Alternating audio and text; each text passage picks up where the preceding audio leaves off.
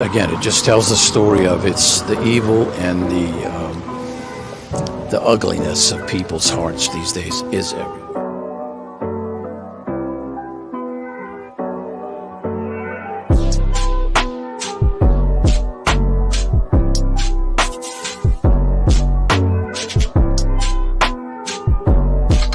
This is Frankie Rose's Think Tank.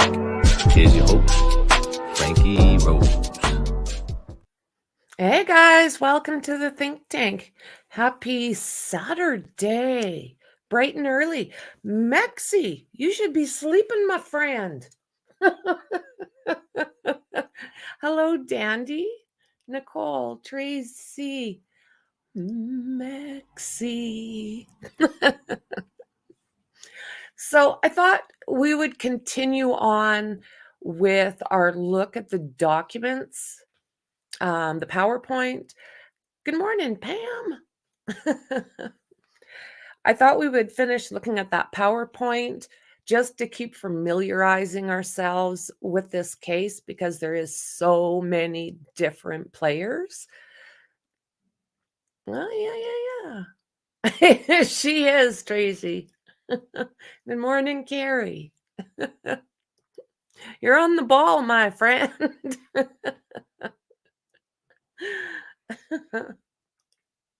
So yeah, there's so many different players in this. How many did we find out yesterday? It was a bunch involved with this case. There's law enforcement.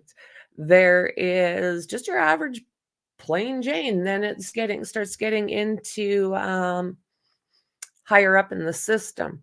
You know, they're saying, this is what I hear, that Canton has always been on kind of the crooked side. So if that is actually the case, then I personally think this needs to be figured out. Is Karen Reed innocent? I don't know. I really don't know. So there's also the Turtle Boy aspect, right? So Turtle Boy was released yesterday, even though they added those two other charges. They did release him. So there's that. Oh, yummy, Tracy. I'd eat that for breakfast. Mexi, are you still in here hanging around, friend? Do you want to join me?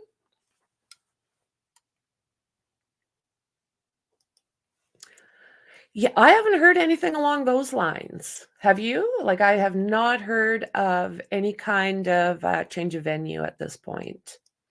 Might fix a few things, might help a few things. Oh, okay. Yeah, it's 9:30 here in the morning, but I'd eat it. That sounds yummy to me.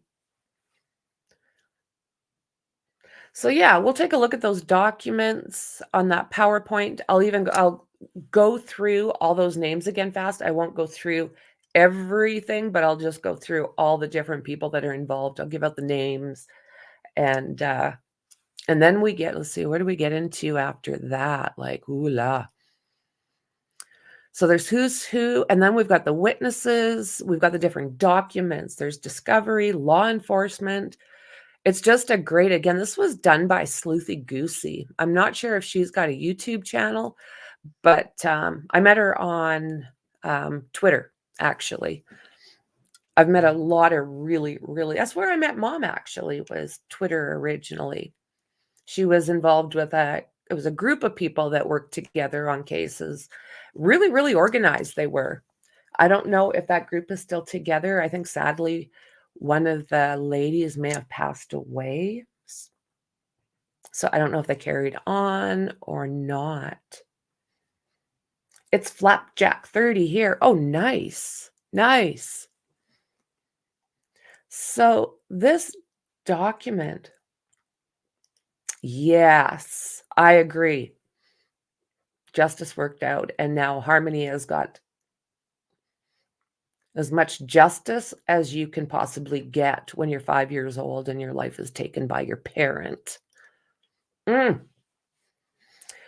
So this is the document that we were going over yesterday, and we looked at all the names that are here, the who's who. We looked at all of those, and when basically the relationships, nicknames, the involvements, and all of that. So the one that kind of entertains me is the judge, Beverly Canone, Auntie Bev, and Benzo Bev. Hello, James. Good morning to you. You're what? Good afternoon to you. It probably would be the same channel. It probably would be the same channel, I would think. She just, when it comes to documents and putting everything out like the spreadsheet, she's phenomenal. I really, really, and I asked her about this content and she's like, take it, take it. On this channel, if I show somebody else's stuff, I will guarantee you I have talked to the person first and got their okay. I'm not, this channel doesn't just help themselves to other people's content. So let me see here. This is the question. Was there a cover up in Canton?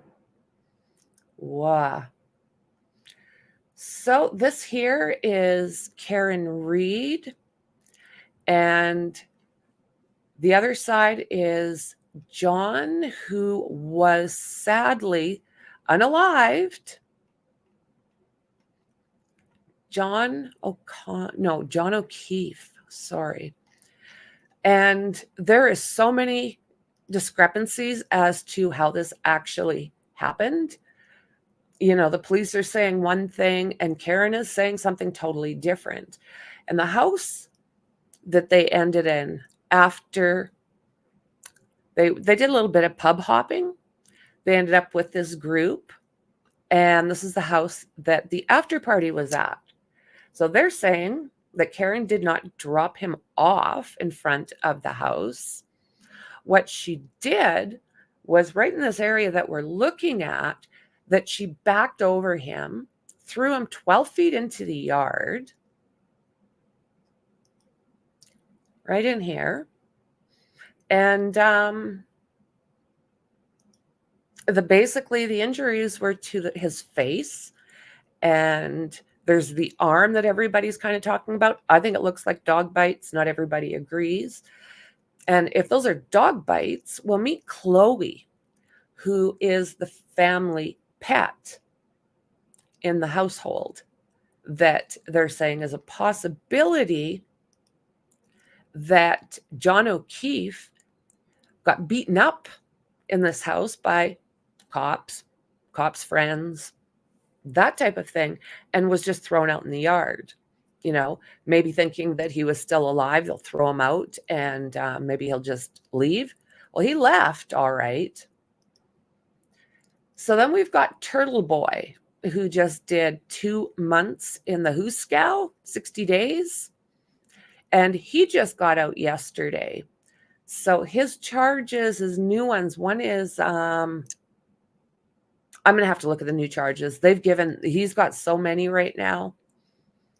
But there are a lot of people in that area that honestly believe that Karen Reed is innocent, and that there's a good possibility that the people in that house that night unalived him and threw him into that bank. That's what the other side is saying. Now, his injuries, like I said, personally, to me, it doesn't sound like he was backed over. To me, it seems like he was just like, maybe possibly, my opinion, beat up in that house and just thrown out, like, get the F out of here. We don't want to see you type thing. Because there was one fellow, his name's not coming to me right now, that actually despised John O'Keefe. Well, hello, P9. Yeah, wiretapping was one charge. And, good Lord.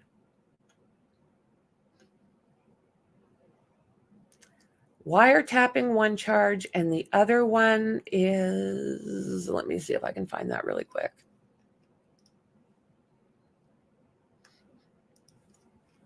Let me see.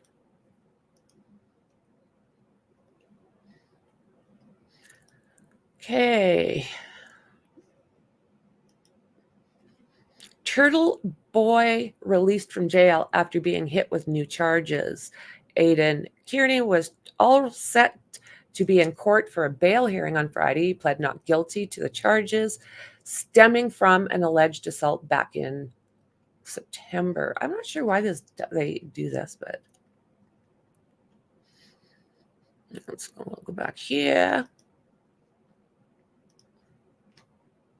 The blogger, better known as Turtle Boy, who's back in court today answering to some new charges. Our NBC 10's John Maroney joining us there live outside Norfolk Superior Court. John, what are these new accusations? Priscilla, they are more of the same thing, but Aiden Kearney says he is not giving up his sometimes controversial coverage of the Karen Read case. First thing I want to do is go home and see my two wonderful kids and take them out for dinner. Turtle Boy is free and out of the soup for now. Blogger Aiden Kearney spent 2 I was watching him give an interview, and he was in there 60 days, and he was talking about the fact that he was institutionalized. I just thought that was kind of entertaining, because if you get institutionalized in 2 months, wow. months behind bars after his bail was revoked in December, and he was charged with assault and witness intimidation. Dozens of supporters greeted him on the steps of Norfolk Superior Court. I could have gotten out whenever I wanted by taking a plea, but I chose to simply stay in jail because sometimes principles matter more. The 42-year-old Holden man was arraigned on additional charges Friday stemming from that alleged assault involving a former girlfriend. Kearney pleaded not guilty to a new count of witness intimidation and taping someone without their knowledge. The state special prosecutor tried unsuccessfully. You see, that's the thing, James. Well, we know that one fellow really did not like him that was in that house. I was going over some information on one of the documents, and it was saying that there was one particular guy that Karen really liked, and they traded spit at one point. Yep. Intimidation of a witness, a felony, disclosing contents of a wiretap. Thank you. Thank you. Thank you. To have him held on $10,000 cash bail. Obviously, the proclivity for continuing this in this code. Turtle Boy has been the focus of investigators given his online coverage of Karen Read, who's been charged with killing her boyfriend John O'Keefe, a Boston police officer. Prosecutors say Read has been giving confidential information to Kearney. For his part, Turtle Boy says the Canton woman has been framed. So they have been saying that Turtle Boy and Karen Read and her team communicate. And when there's something that Karen Read is and her team are fighting, they let Turtle Boy know, and that Turtle Boy allegedly releases all that information. That's what they're kind of saying at this point. He's still facing multiple charges of intimidating witnesses and investigators. He was released on personal recognizance without any conditions. I'm going to keep obeying the law, and I'm going to keep reporting diligently on the Karen Read case until we have justice. Now, Aiden Kearney is set to return to court in April. The Karen Read case is scheduled to begin next month. Well, live in Dedham, John Maroney, NBC 10. So, yeah. Okay, those are the newest charges for Turtle Boy. Aiden Kearney is his name.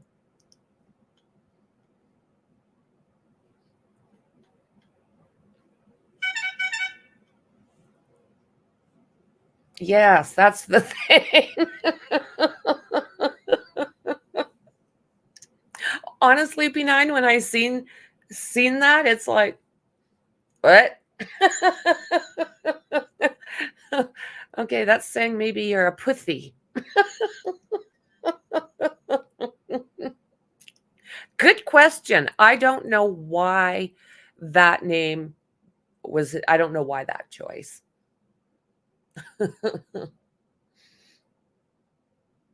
That's not a dumb question. Not a dumb question.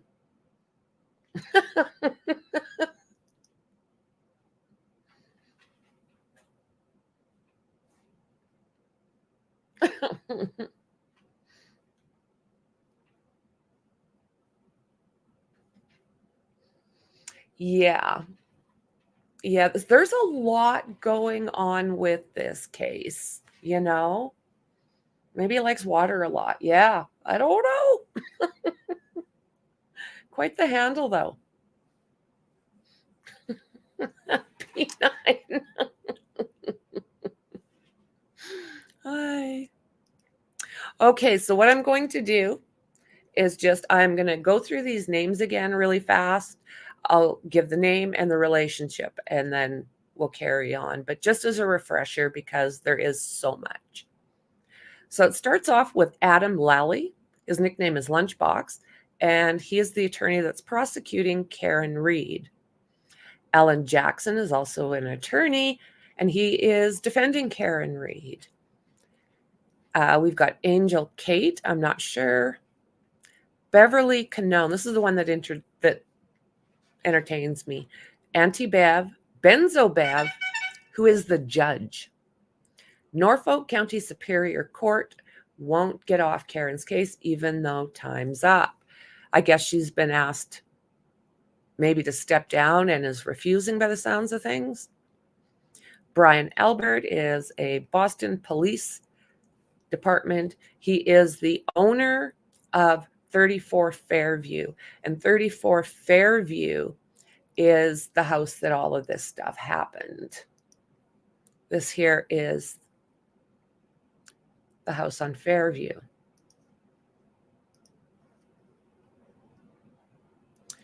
Part of a fugitive task force, also an actor in 3 movies, including Boston's Finest. And he's a trained MMA fighter.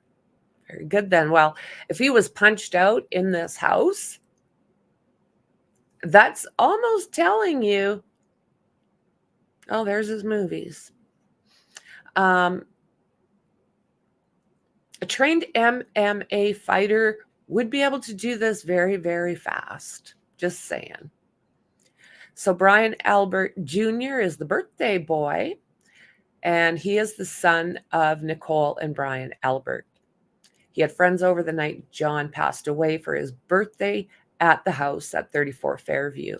And you hear different things when it comes to Junior here.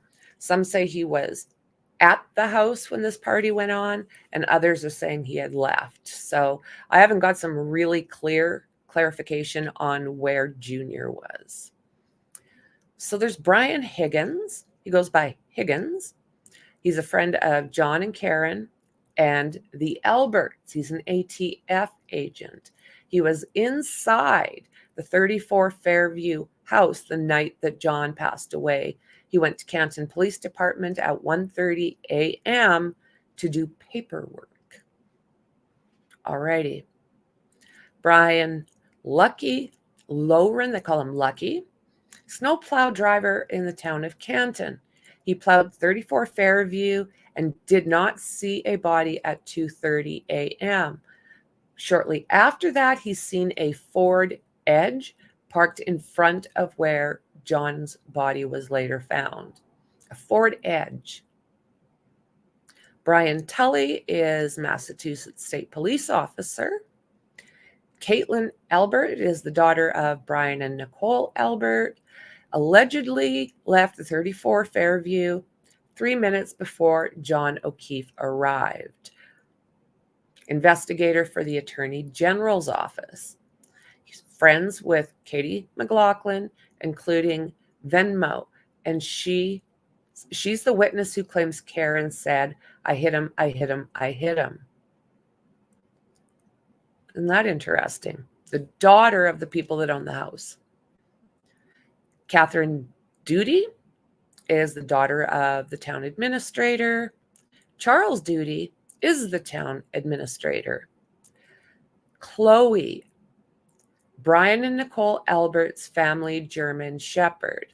So the thing with Chloe is We don't really know where Chloe went. They're saying that Chloe bit a couple other people after this night where John O'Keefe passed. And we have no idea where this dog ended up. Missing, family dog for many years, but did not like strangers, according to Brian. 4 months after John's death in May 2022, it says she suddenly started biting people, sent 2 people to the hospital, and then Brian got rid of the dog and has been, what they're saying, hiding the location. Christopher Albert, nickname Chicken Parm Charlie, is Brian's brother, Colin's dad, and Julie's husband. Elected to the Canton Board of Selectmen, which controls the Canton Police Department and the Department of Public Works. Look at how everybody is tied together. It blows me away. Courtney Proctor is the sister of Trooper Michael Proctor. Tagged Colin Albert all over Facebook is the reason everyone knows there's a long family connection between the Proctors and the Alberts. Daniel O'Shea is a judge, Norfolk County Superior Court judge, and was here before Auntie Bev butted in. David Yannetti, attorney representing Karen Reed. Diana White, not sure what her involvement is. I'm sure we will find out. Elizabeth Little is an attorney representing Karen Reed and the blonde girl that's always in court with David and Alan. Elizabeth Proctor is the wife of Trooper Michael Proctor. Greg Henning is an attorney, Brian Albert's attorney, for fighting for him to not turn over his phone. See, this is what disturbs me a little bit. They are not giving their phones, they are not giving their phones to police to analyze. Does that not, hey mom, does that not make you question things when the people that were in that house are refusing to turn over their phones that could, if they have nothing to do with it, could clear them? If they have something to do with it, well, there's that. So Heather Rodding Sullivan, we're not sure what her involvement is at this point. Helena Rafferty is chief of Canton Police Department. Irini Scorti Bello, state medical examiner, performed the autopsy on O'Keefe, easily influenced by law enforcement. So we do have some things if we wanted to go through there, but we'll wait. Jennifer McCabe, Nicole Albert's sister and Brian's sister-in-law. So many things, but most importantly, Googled Haas long to die in cold. Yes, at 2:27. And she was the friend of John and Karen, called that morning. Karen couldn't find him. Was with Karen and Carrie Roberts when they did find John, and claimed she heard Karen say a bunch of times that she hit John. So what people are saying is, okay, she says, I hit him, I hit him, I hit him. The defense is saying, I hit him? Like, I hit him? It's a question, not a statement. Two sides, right? Jill Daniels, Julie Albert's sister, Chris Albert's sister-in-law. John Connolly, not sure. John O'Keefe is the victim and a Boston police officer. John R. McCourt, not sure yet. Julie Albert, Chris Albert's wife, Colin Albert's mother. Julie Nagel, Brian Albert Jr.'s friend, witness against Karen Reed, was inside 34 Fairview, claims to have seen a vehicle outside, was not interviewed for multiple months after Karen was arrested. Called her brother for a ride as soon as he arrived. She decided to stay, but only for another hour-ish. Carrie Dougal, nickname Cuck Carl, is a friend of John and Karen's and works for the Boston Police Department and believes that Karen did this.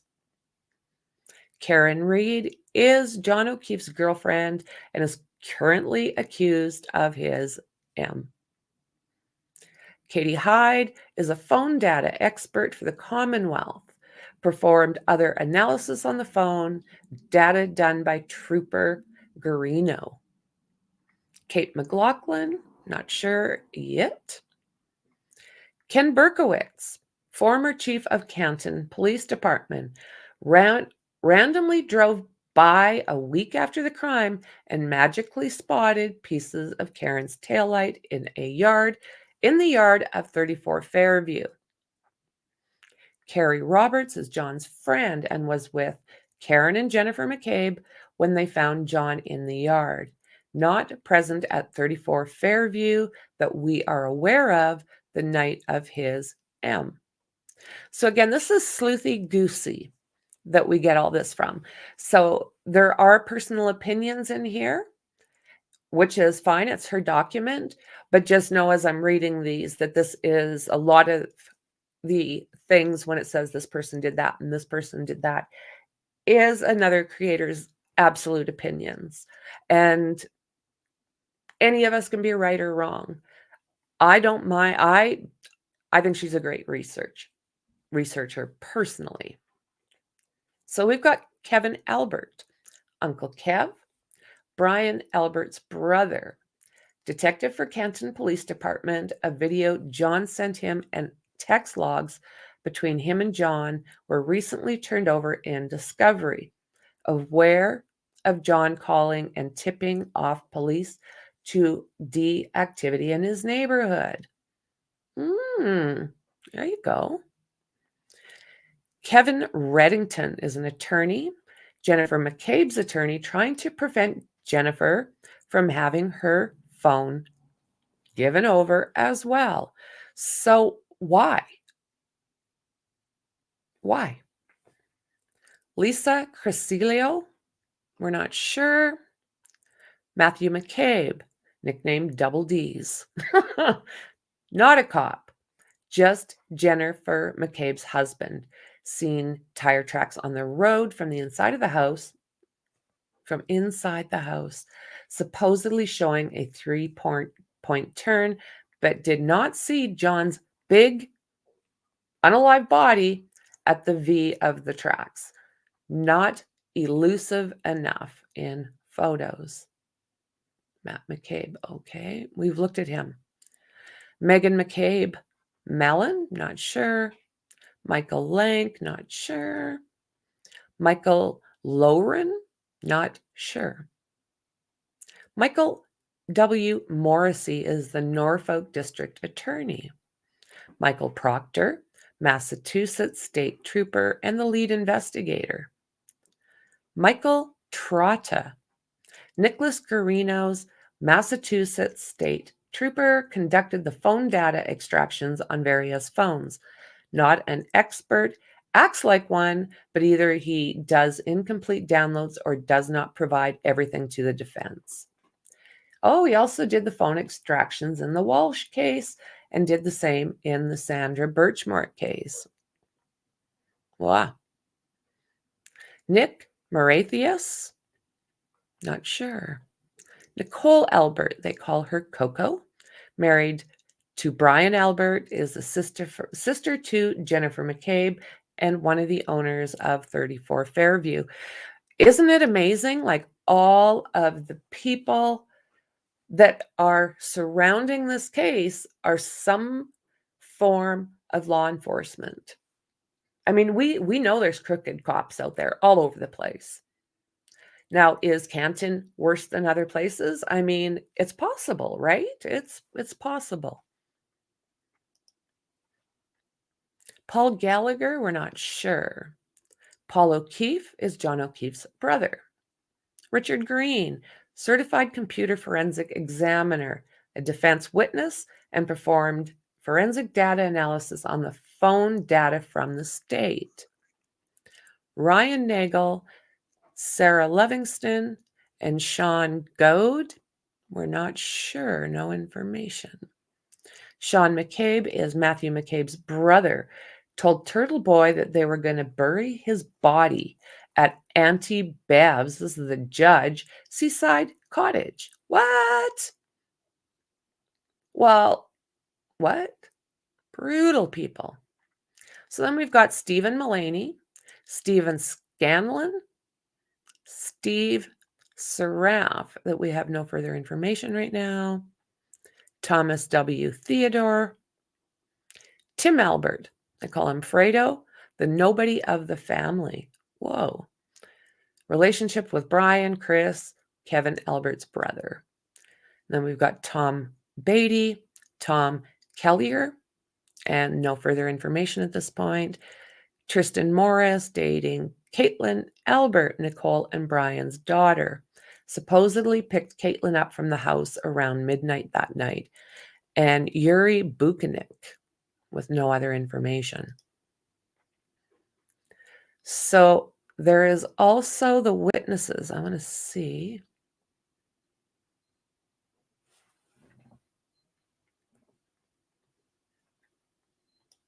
Okay, maybe what I'll do is I'll go, how am I going to do this? We'll figure it out here.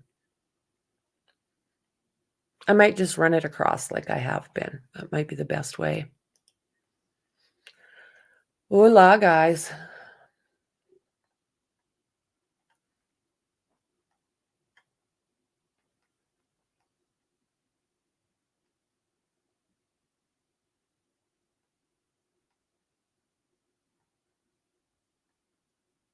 I'm just checking back.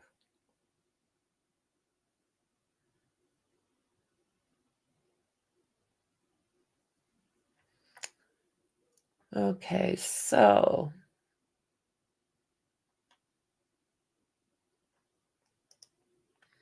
what's with the dog bites? If a dog's going to bite, they don't make straight lines. They munch. Well, I'm going to disagree with that, Tracy, just due to my own experience of getting bit by a German Shepherd. They bite and they pull. They bite and they pull. Now, I'm going to see if I still have that image. I do. So this picture here, the top one is actual dog bites, and the bottom ones are John O'Keefe's. So what we have to remember about John O'Keefe's is that you're not looking at somebody who still has a heartbeat. So everything is discolored. The fellow above, if you look, bite and pull. You've got a couple punctures, and you got a couple punctures on the bottom. But generally, 2 teeth and pull. Sometimes you'll get 3. Sometimes those top front ones will drag. So it'll look like 3 marks. But shepherds bite and pull. Bite and pull.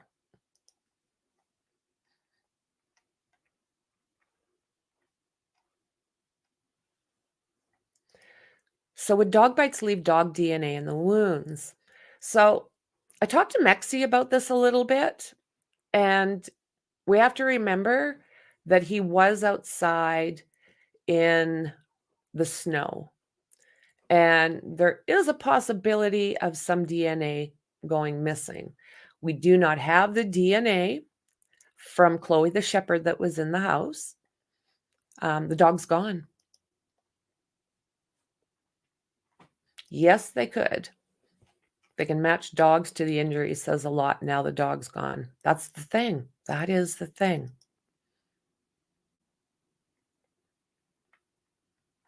Yes, we did. We watched a canine trainer's view on whether or not those are bites. He believes they are and had a great explanation as to why he thinks that. So if you look in the playlist for Karen Reed, you will see that interview. And whoa, I tell you what, very, very interesting. Lots of information. So if you have not seen it, go back to the playlist and check it out. It's worth it. I know, right, Mom? Small town, my uncle's brother's cousin. And they're all cops. Like, what? I've got a cop in the family. And he's retired now. He was like a head honcho in the city for homicides and gang activity.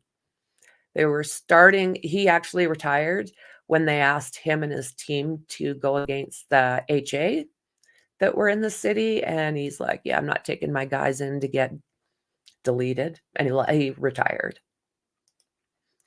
I really thought those marks are far too straight for a dog bite. Dogs generally just munch. Every dog is different. Working on a Saturday? I'll work 24/7, my friend.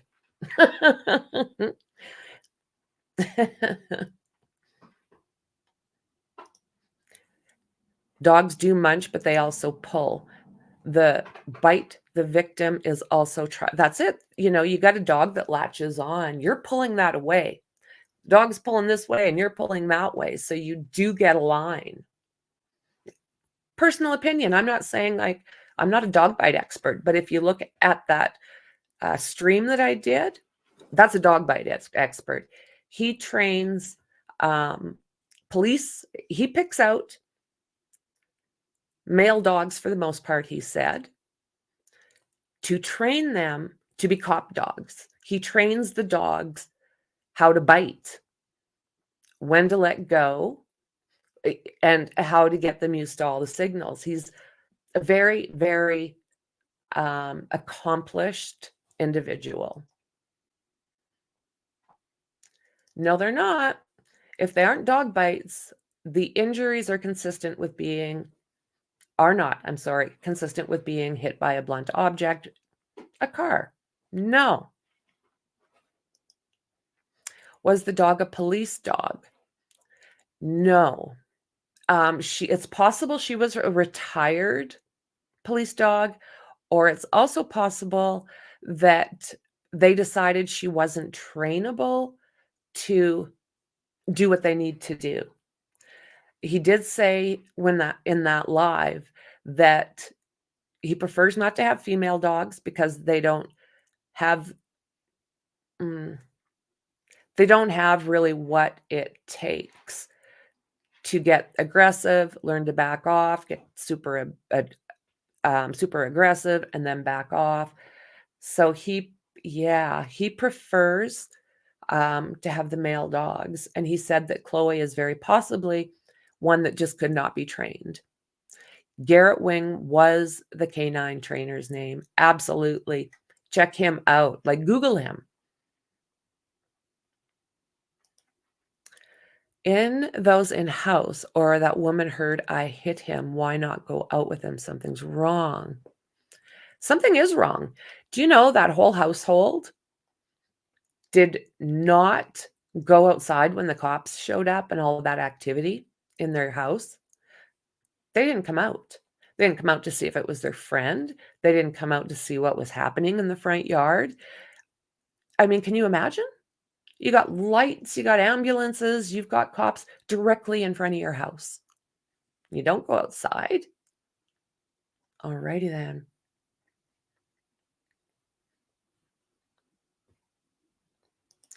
When I first saw those, I thought, yeah, I think they're too wide. I think they're not thin enough, and they're not in the right place, right? Again, this is just my opinion. Like, I'm just Franky on YouTube, so just my opinion.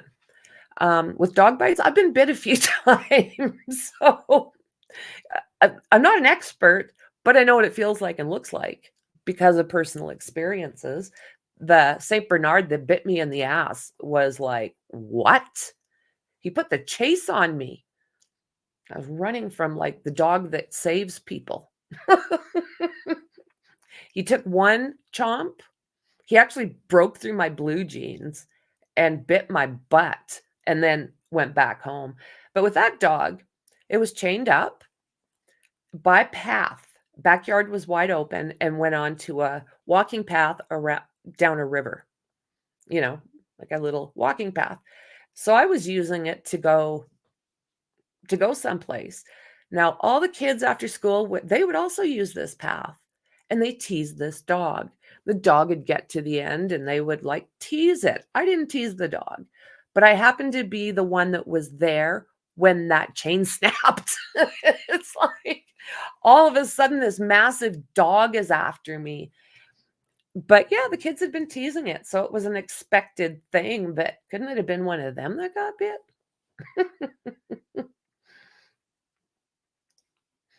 This is another case where secrets and lies from top to bottom, all is involved.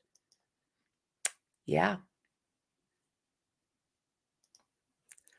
What is the prosecution saying? They are saying that either comes from being hit by a vehicle,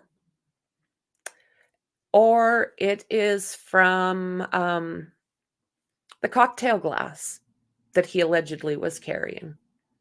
One or the other. That's their explanation. Let's say she hit him in a scenario where he goes under the car.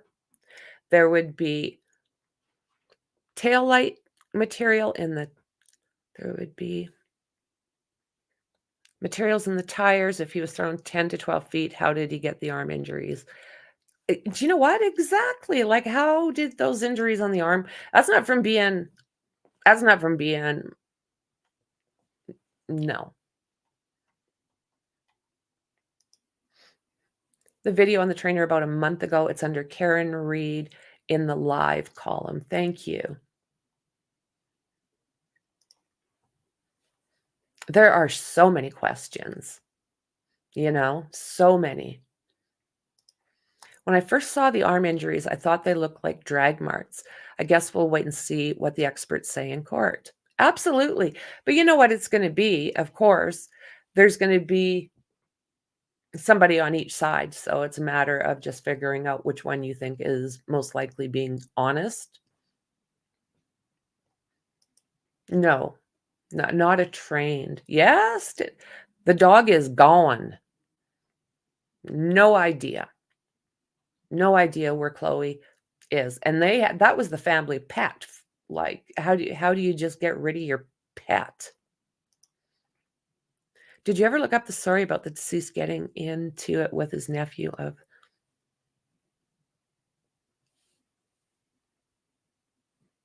Are you talking about in this case? Because I have heard that there was one fellow there that really did not like John O'Keefe.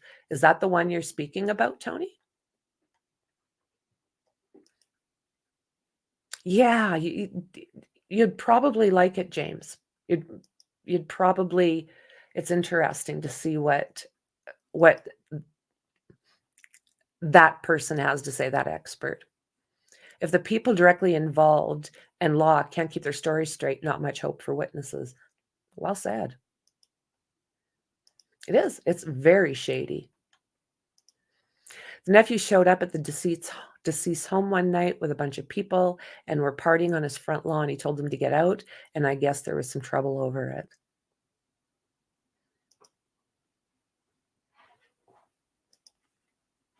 Now you're showing clearer pics. The first one was odd, but yeah, now I see. Yeah. I mean, we don't want to believe this stuff is even possible, but the sad thing is it's not only possible, it's happening all over the place. That we hear about corruption on a regular basis. Let's take a look at which case is that is just sideways that we've been working on. Oh, the Long Island case, Rex Heuermann. Before him, there was the Pickle Park fellow, a previous cop that was in charge of that area that, oh, it's a long story, but let's just say a very crooked cop that is a possible suspect in Shannon Gilbert's case, in my mind. Okay, so we have, these are our witnesses. Nicole Albert, aka Coco, indicated in her sworn testimony before the grand jury that her nephew Colin Albert, that must be who you're talking about, Tony, while present in the home upon their arrival, had left the home well before any of the guests arrived from the waterfall. So they're saying he was gone. So this was about 11:30 a.m. that she was interviewed on the 29th, and this is in the McCabe residence. Brian Albert indicated in his sworn statement before the grand jury that his nephew Colin Albert, while present at the home upon their arrival, had left their home well before any guests arrived from the waterfall. So even theirs is a little bit different, a little cockeyed. So again, on the 29th, this interview. So we have Caitlin Albert. She was interviewed February 1st, 22 at the McCabe residence. We have Christopher Albert, interviewed February 3rd at 5:20. Interview name, Nicole Albert at the Albert residence. What? No, Julie Albert.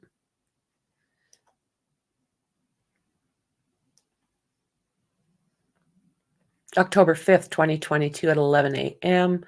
At the Norfolk District Attorney's Office. We got Brian Albert Jr., and it's not saying anything for them. Colin Albert. Nothing. Isn't that something? Nothing. No interviews.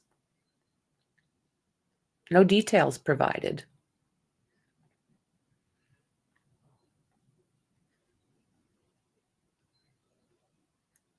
Nothing for Caitlin, Christopher, Julie, Brian, Colin, Jennifer McCabe. Apparently as MS, saw John and Karen arrive at Waterfall at 11 p.m. Her and her husband arrived at the waterfall at approximately 9. They met a group of friends for some drinks, food, and watched a live band. The victim walked into the bar wearing a baseball hat and jeans and sneakers. She offered Karen to walk to the waterfall bar she observed Karen walk into the waterfall bar holding a drink glass with a vodka mixed drink inside she left C.F. McCarthy's with. Karen Reed had a mixed drink in a clear glass in her hand, and she brought over from, She asked Karen and the victim if they wanted to come to her sister's house at 34 Fairview Road after the bar for her nephew, Brian Albert Jr.'s birthday. The victim texted her at 12:14 a.m. to get the address. She spoke with the victim on the phone to explain where the house is. She remembers providing him with directions, specifically telling him to drive past Bella's house on the right. Victim asked her where to at the text at 12:14 a.m. She gave him the address. At 12:18 a.m., the victim called Jen to inquire exactly where the house was on Fairview Road. While she was at the house, someone said there was a car outside. She looked out front and saw the car and assumed it was the victim and Karen. She did not notice what kind of car it was. She's not good at identifying cars and was not able to provide a description. The car was facing the opposite direction that it would have had they followed the directions she gave them. Jen texts the victim at 12:21 a.m. saying, "Here." She texted him again at 12:31 and told him to pull in behind her vehicle. She looked out the window a little while later and noticed the car was further away from the house, closer to the neighbor. At 12:40 a.m., she texted again and said, "Hello, where are you?" And there was no response from the victim. She texts the victim, "Pull up behind me," at 12:40. Her phone shows a call from her phone to the victim about that time, but she thinks that she dialed him by accident when she was putting her phone in and out of her pants pocket. Hey, we can relate to that. Guys, there's something we can relate to.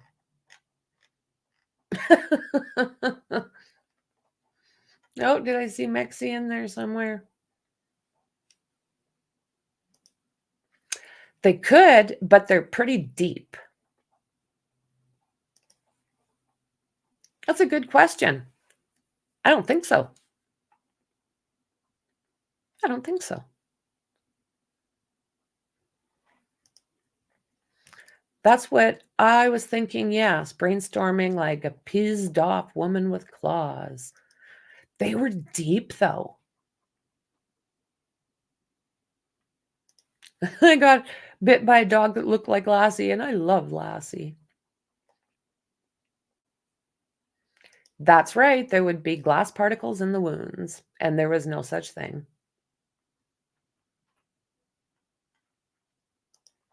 Hit by a vehicle, yes, you could be dragged, but would that cause those kind of injuries? Unlikely.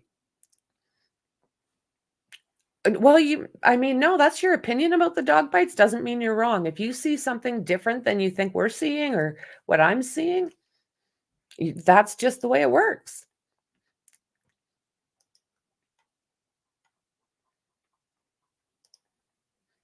It's definitely curious, Mom. I was thinking about it last night. Woman unleashes like a dragon within. They do.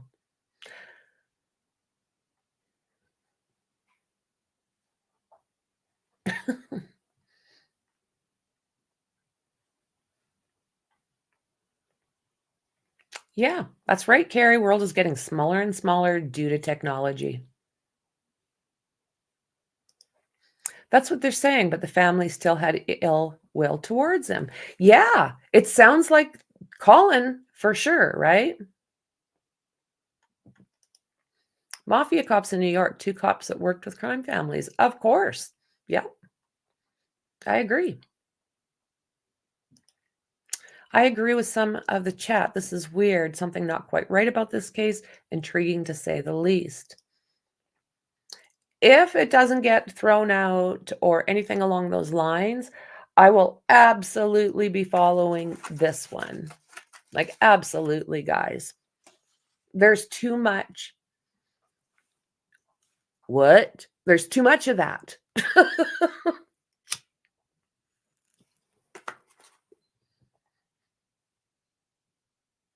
Yeah, I think so too. I think so too. I mean, they're people too, right? I know that I have personally met some extremely corrupt cops in Canada. Extremely. There's a fine line between, yeah, cop and criminal, you bet. Corrupt cops, corrupt attorneys, courts, even bigger corrupt public. Who and where can anyone turn to? Yeah. That's the thing. There's lots of missing links, like you say, or gaps. Witnesses are going to be useless. They only going to be told what to say by law enforcement. What benefit will it be? Time will tell. But the nephew's birthday, I thought that they said he wasn't there. Exactly. Exactly. Law enforcement are playing corrupt. They're going to bring it in and take away the witnesses that will help cover what they are already hiding. Yeah.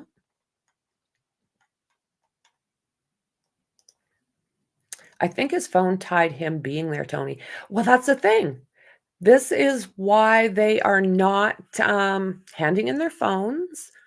You know, why are they not?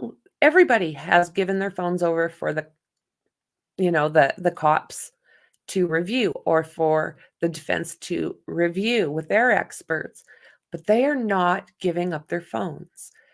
The people that own that house are not giving up their phones. They have lawyers fighting to not hand over those phones. Pockets and phones cause a lot of probs or humor. The think tank, I just asked mother-in-law and Mr. Sunshine both said, Bob Wire, I know nothing about this case, and I asked the part not tainted opinion. I just asked mother-in-law and Mr. Sunshine both said barbed wire or a K-knife. Isn't that interesting? Interesting. Do they say who was driving to the house, the deceased or the girlfriend? It was Karen Reed, the girlfriend. It was her vehicle. This is the thing. There is so much unknown, and each side is so adamant about the fact that they're telling the truth. Karen Reed has the money to get really good lawyers to fight for her, and they're doing a good job, because I really don't know where the truth lies. My leg brushed along barbed wire while running away from a horse. Same. Oh, really? Okay. Yep. Karen dropped O'Keefe off at the party and left. That's right. Well said. You can break a lie, but you can't break the truth, is what it is. Yeah, I don't know where barbed wire would come in either. And he did not have those injuries at the bar. If she was driving, there's no way to inflict those scratches. Yep, there's that. And it's on the wrong arm if she was driving. It'd be that would put it at closest to the door.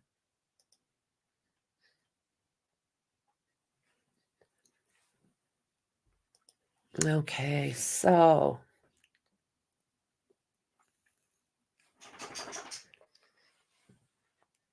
she and her husband were at the house from around 12:45 a.m. to about 1:30 a.m. She and her husband drove two of her nephew's friends home and then went back home. She notices a large SUV on the street outside the house, parked on the street by the entrance of the driveway facing Chapman Street, but did not pull into the driveway. Then observed the vehicle travel along the road toward the left side of the property in the area that the victim was discovered. Okay, so somebody else said that there was possibly a victim there. What did they say about it? They said that it looked like a Ford. She texts the victim at 12:31 a.m. Hello, pull up behind me. Texts the victim at 12:40. Hello, where are you? She texts the victim one last time at 12:45.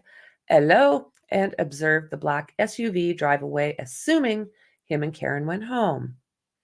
Her and her husband leave 34 Fairview about 1:30 a.m. and went home. The following morning, Jen got a call from the victim's niece who said, Hi, Jen. Karen needs to talk to you. Karen then got on the phone and was yelling, John never came home. 4:53, she gets a call from the victim's niece. Karen was on the phone hysterically looking for him. Karen told her she left the victim at the waterfall. She explained to Karen that she didn't leave the victim at the waterfall because they were outside Jen's house after the waterfall. Karen told her she went home alone and saw the victim last at the waterfall. Jen had to correct Karen that they left the waterfall together and went to 34 Fairview. That's interesting.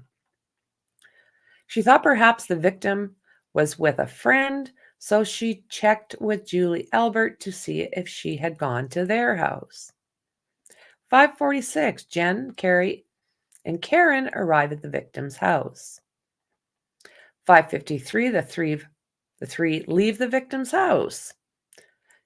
She thought he might have gone to Tom Beatty's house, but he was not there either.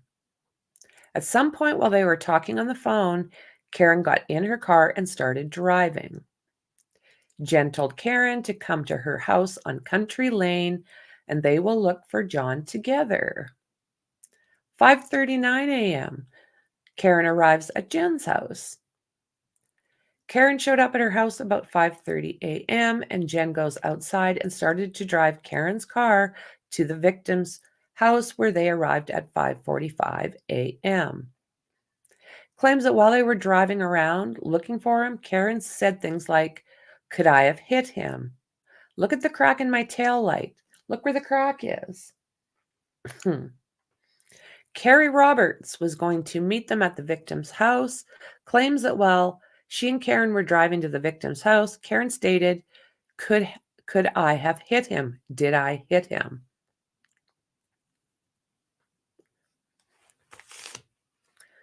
Jen did not notice the damage to the taillight. Jen did notice the damage to the taillight. So if he was hit there, that it would actually break or crack a taillight. What part of the body would be strong enough to break that taillight? And where are the associated bruises that would come with being backed over, that hard enough that it breaks your taillight? Wouldn't the victim have something on his body to show where he was hit?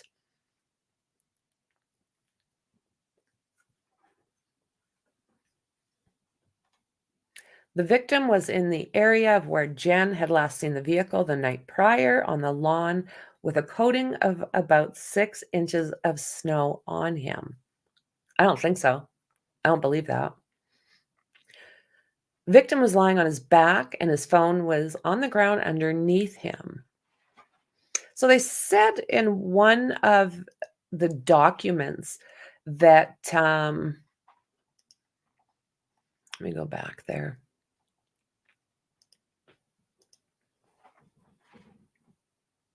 They said in one of the documents that there had only been 2 inches of snow and that underneath John, there was no snow.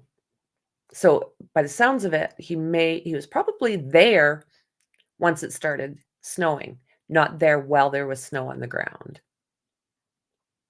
Karen began to give mouth to mouth, and when she discovered John's blood on her face, stated, "Oh my God, do I have my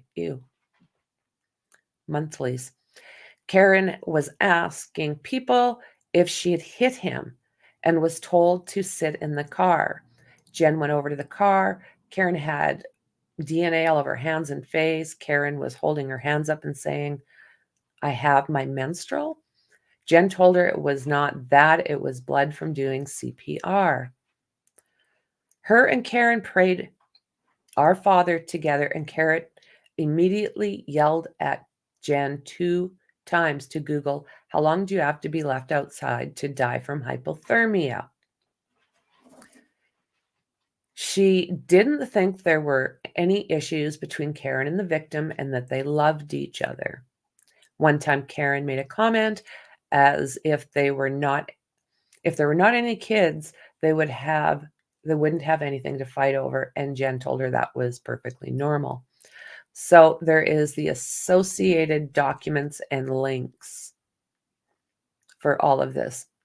I can't get there. All of this information.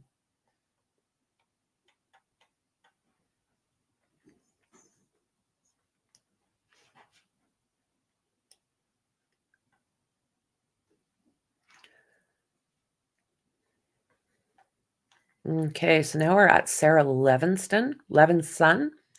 Brian and Nicole Albert arrived later in the evening from the waterfall and listed those in the group to include Alberts, McCabe's, Mr. Higgins.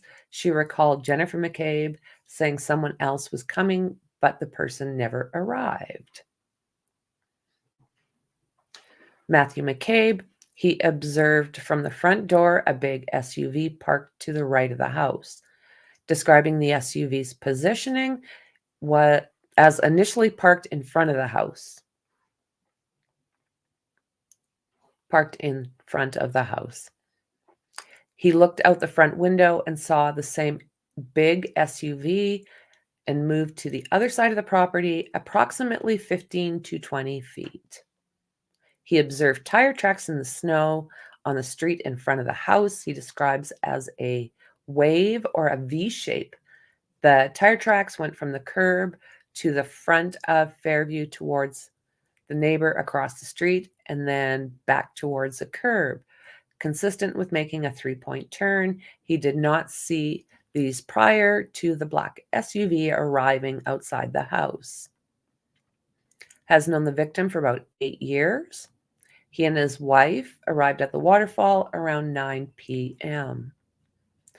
At the bar, the victim was wearing a baseball hat and with a curved visor. Everyone, including the victim and Karen, leave the bar before him. The only people who remained in the bar were the 4 band members and him. Jennifer was waiting for him in their vehicle, and when he got in, he heard Jennifer call the victim, inviting him to 34 Fairview. Brian Higgins. Okay. Juliana Nagel. She stated she called her brother Ryan for a ride home at approximately midnight. While waiting for her brother to arrive, she was looking out the kitchen window and observed an SUV stop by the mailboxes in front of the SUV facing Chapman Street. She further observed the SUV travel along the front of the house and stop between the mailbox and the flagpole, where it came to a complete stop. When she went outside to speak with her brother, she noticed it was lightly snowing. She observed the SUV pull up closer to the flagpole and stop again. It remained in this position when she went out to speak with her brother and when she went back inside the home. She left 34 Fairview in the McCabe's vehicle with Matthew McCabe driving. Juliana in the driver's back seat, Jennifer McCabe in the front passenger seat, and Sarah Levinson in the back passenger seat sometime between 1:30 a.m. and 2 a.m. Matthew McCabe reversed out of the driveway, and as they traveled past the house, she saw a dark object in the snow by the flagpole, but could not determine what it was. So, yeah, there's a lot to say. There's a lot to be said here. Do we know what's accurate? I don't think so. She states Karen Reed told her she did not remember last night and stated to Carrie, I was so drunk I don't even remember going to your sister's last night. She followed Karen's SUV back to John O'Keefe's house. No mention of noticing the broken taillight while driving behind her. Isn't that interesting? While at the victim's home, she claims Karen Reed told her that Jennifer McCabe told her and Jennifer McCabe about a cracked rear passenger taillight and showed them both the area on her vehicle. So this is where they're saying that they have found a hair that might match up to O'Keefe. She described the weather conditions as a whiteout conditions as they were driving around. As they arrived in the area of 34 Fairview, she declared that Karen screamed, "There he is, I see him," from inside the vehicle and screamed to be let out. Even after Carrie first exited the vehicle, she could not see the victim due to the conditions, and his body was covered in snow. Oh, I was waiting for Jazzy.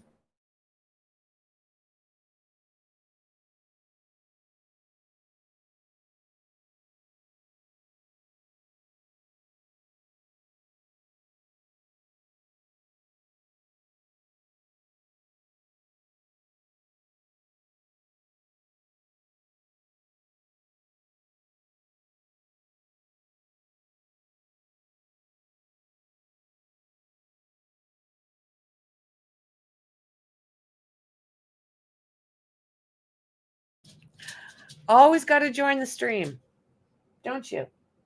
I think this is probably not what you're needing because I don't think. Oh, I wish she was barking. She does.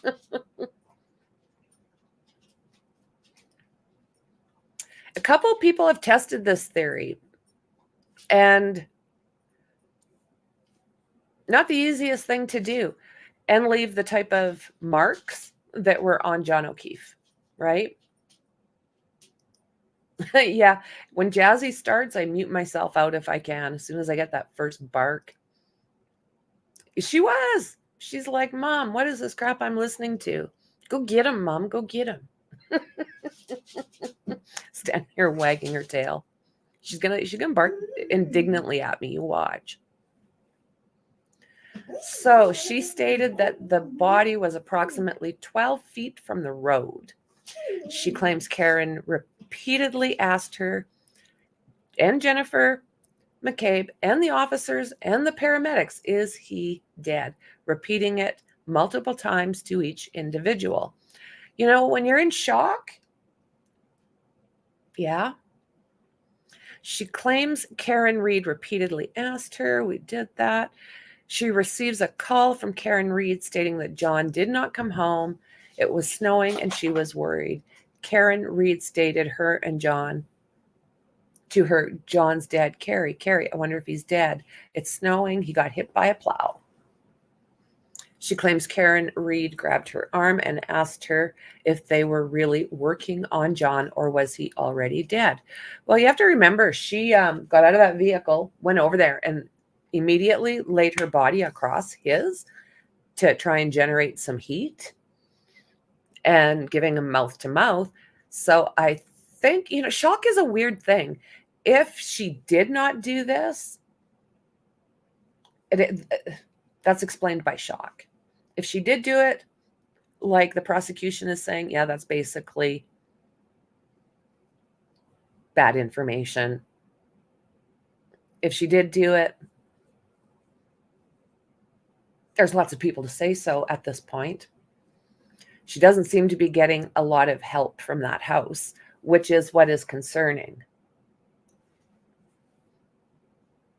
Everybody in that house should have been handing over their electronics like everybody else had to. They're being allowed to hide.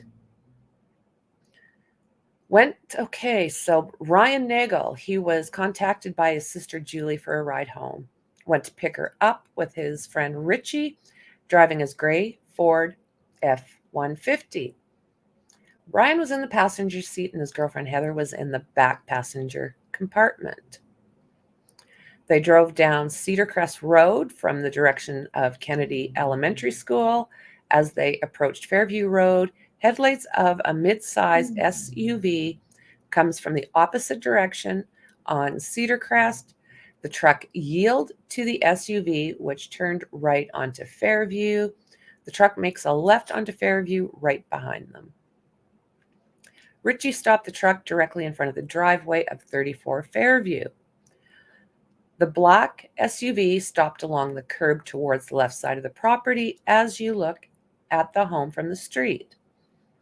Did not observe any erratic operation by the SUV as it turned onto Fairview or at any point while in his presence. Remained in front of the house no longer than 15 minutes, at which point his sister came out and asked if they wanted to come inside.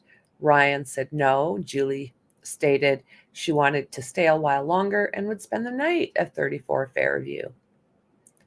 Julie went inside and Ryan noticed the SUV pulled up a few feet to the far edge of the property line where the flagpole was located along some bushes. The black SUV did not appear to ever be in park, as the rear brake lights were illuminated to include the third top center light at the initial positioning and after it had pulled up. So they're saying that they are not noticing that there is part of this taillight that's gone. Didn't hear any screams, yellings, or noise coming from the black SUV. When Richie pulled away, Ryan observed the interior light on the car, and a Caucasian female operator was inside holding the steering wheel at 10 and 2, looking straight ahead of her, and did not see anyone else inside the passenger compartment. He didn't see the SUV leave and did not notice any damage to the vehicle. Had started snowing approximately 30 minutes before, and there was a coating of snow on the ground. Saw no other vehicles operating besides the SUV and the F-150. So again, there's quite a bit of documentation. I'll just slide down here. So yeah, again, all this is documented. Richie D. Antuano? Jazzy. Nothing there, nothing for Heather, nothing for Tristan. So it'll be interesting to see what they have to say if they make it to the stand. If a woman is in the I'm going to delete you kind of fight with her spouse, she's going to be loud enough for everybody to know. That's true. That's very, very true. If I get pissy, my voice, I don't scream. I don't have to do that high-pitched thing.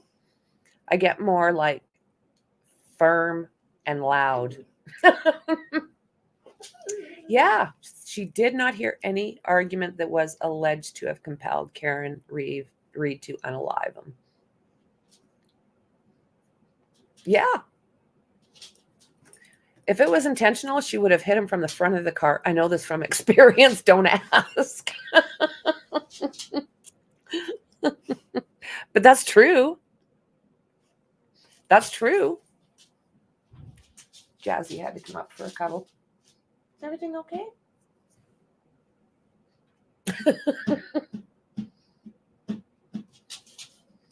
Where did all this info originally come from? If cops, how reliable is it actually to put on the list?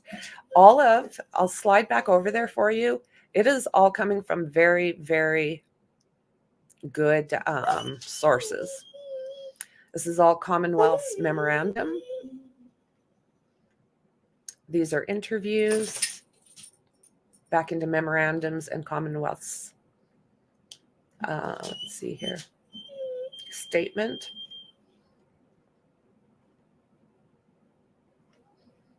So it's coming from documents that are available out there. Sleuthy Goosey is, I don't know her personally, but I've seen her work because I've been on Twitter for a couple years with the think tank. So I've been able to see a lot of people's work. You know, I don't get involved. I just post, I share a few things. And Mind of Monsters, I think to this point, is the only person that I really have contact with.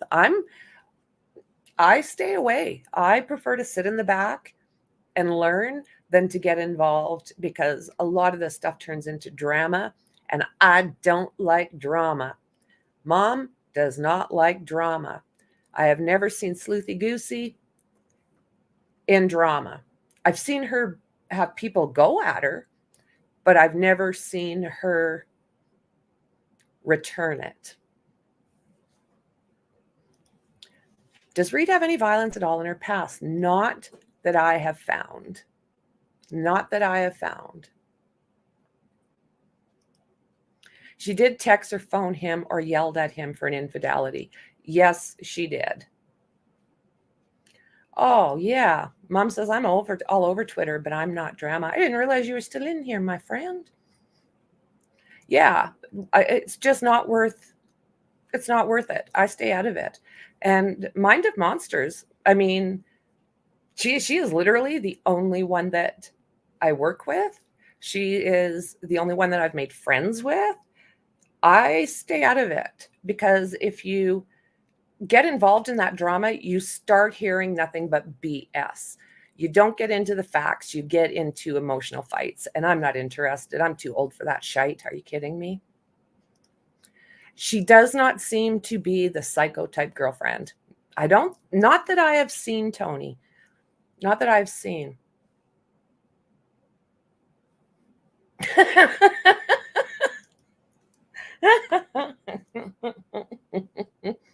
That's all good, friend. That's all good. No, we keep things pretty level at the think tank. Got great mods. Yeah, you just don't get into it. Don't engage. Yeah, we have not yet heard of anything along those lines as far as she goes. She had a really good job. She made good money. She was she worked for one of the universities.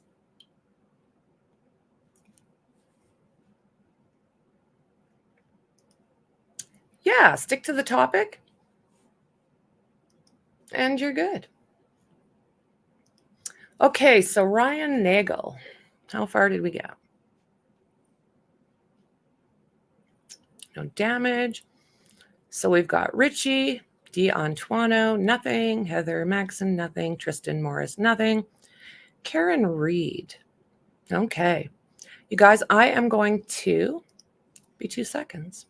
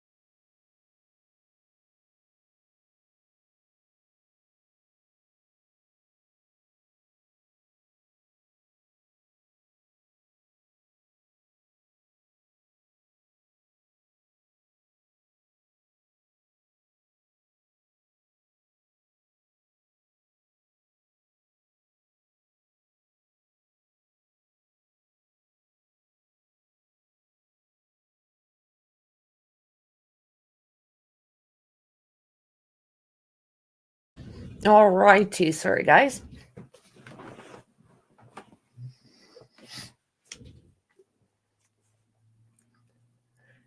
Yeah, I had to step away for about 2 seconds, P9. I like to call it X. Sounds more masculine than Twitter.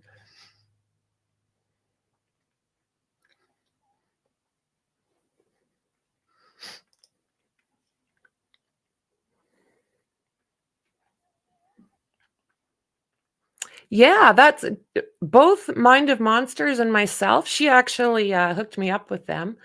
Both Mind of Monsters and myself, we both get monthly calls from TMZ. Would you mind putting up Mom's link for me, please, guys?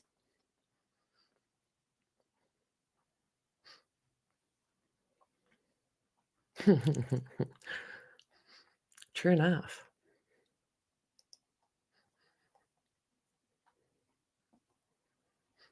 Yeah, yeah, we're not tragedy pimps over here.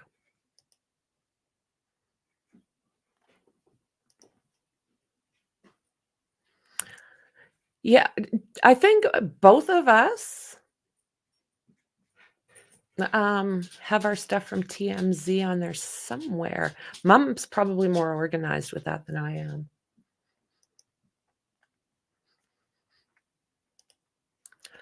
So we got Karen Reed now, and these are all the documents on the side that are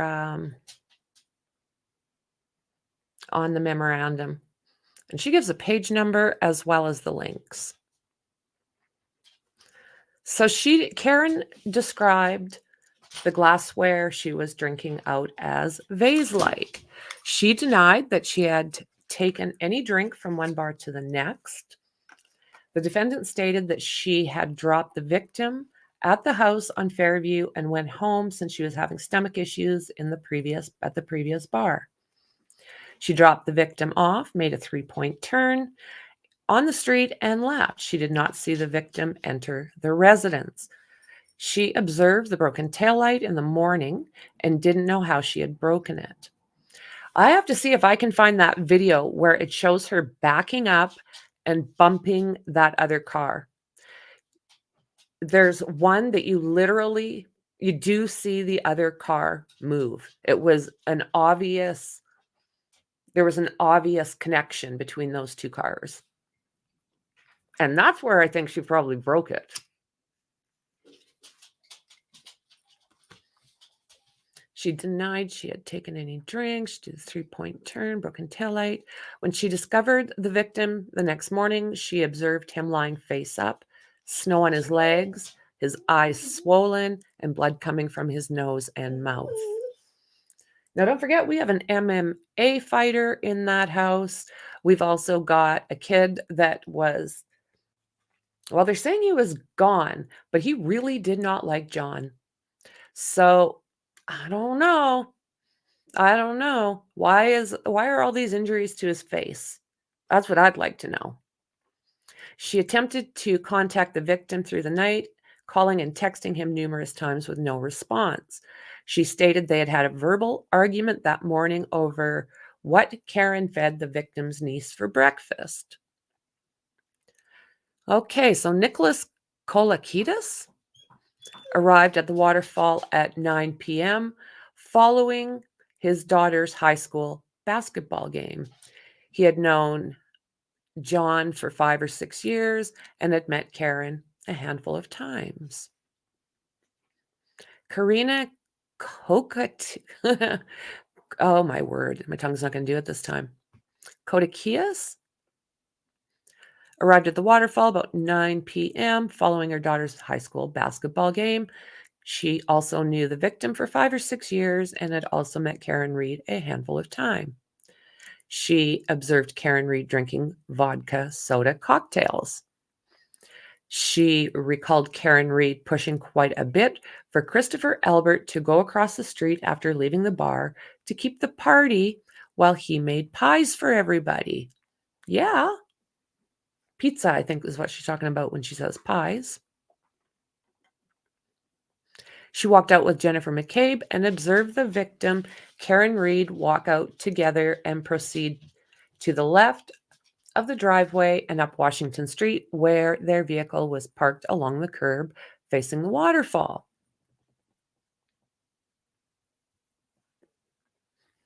Her vehicle was parked further down Washington Street, facing the opposite direction, away from the waterfall.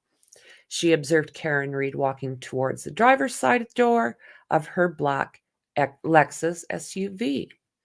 She described Karen as fine and did not believe that Karen was overly intoxicated.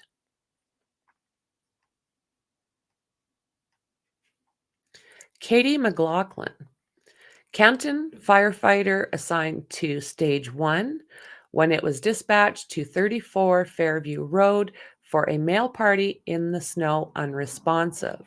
Upon arrival, she observed the victim to have had trauma to his face and eye area and had vomit in his mouth. She observed the victim to be dressed in jeans, socks, and one black Nike sneaker. His shirts were cut and his chest was exposed for chest compressions. Karen Reed provided the victim's name and date of birth. She asked Karen Reed if she knew where the victim had suffered the trauma to his face and eye. Karen turned to her friends and stated repeatedly, "I hit him, I hit him, I hit him." Or was she saying, "I hit him? I hit him"? You have to hear a tone in that, in my personal opinion.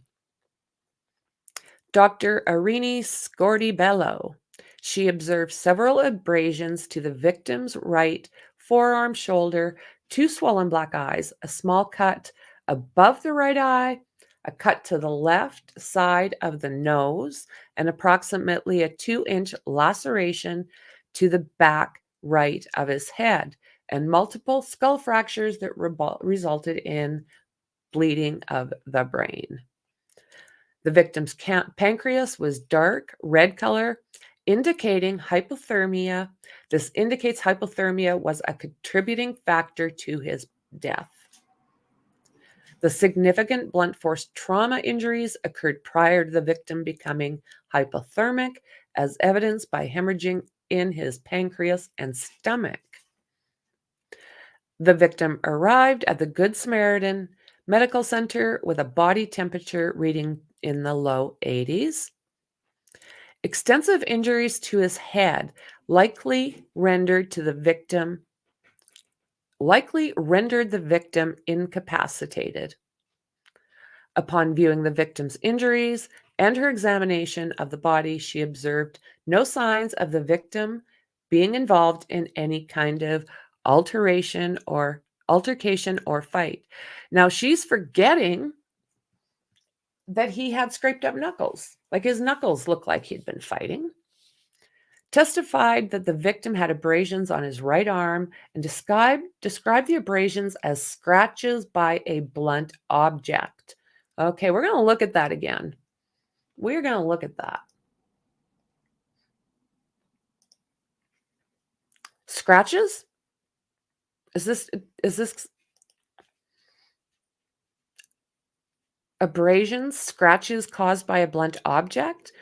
Contact with a blunt object. She goes on to describe them as a cluster on his right arm and his right forearm, mostly linear and ranging in size from a few millimeters up to 7 centimeters. Testified that through her internal exam, the body had no signs of a fight or altercation. I don't understand that because of what we've seen on his knuckles. Testified specifically that the injury initiated or started in the back of his head, caused all the fractures in the skull, and then got red or black or purple because of the seepage of blood in the small blood vessels. I don't know, guys.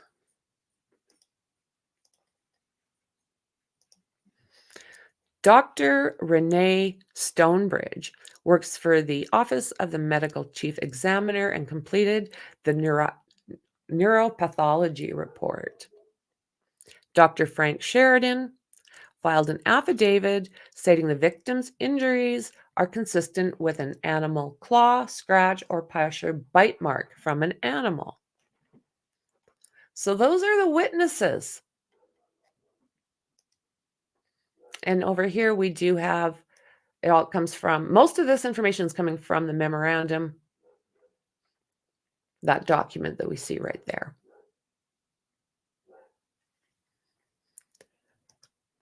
So these are all the different documents It tells when they came in, and it tells who files the document.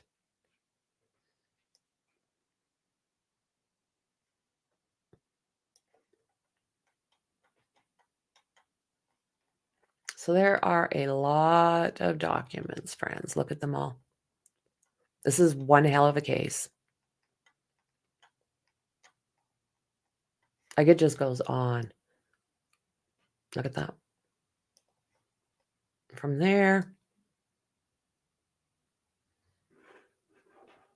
this is all the documentation. And this here is all the discovery.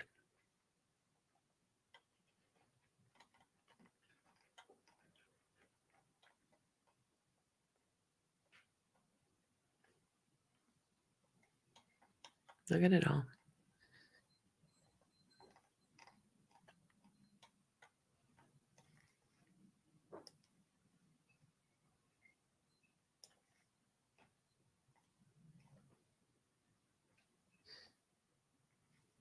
Some video footage.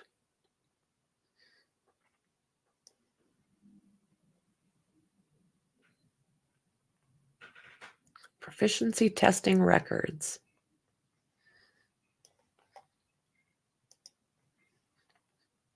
This is all the different law enforcement that has been interviewed.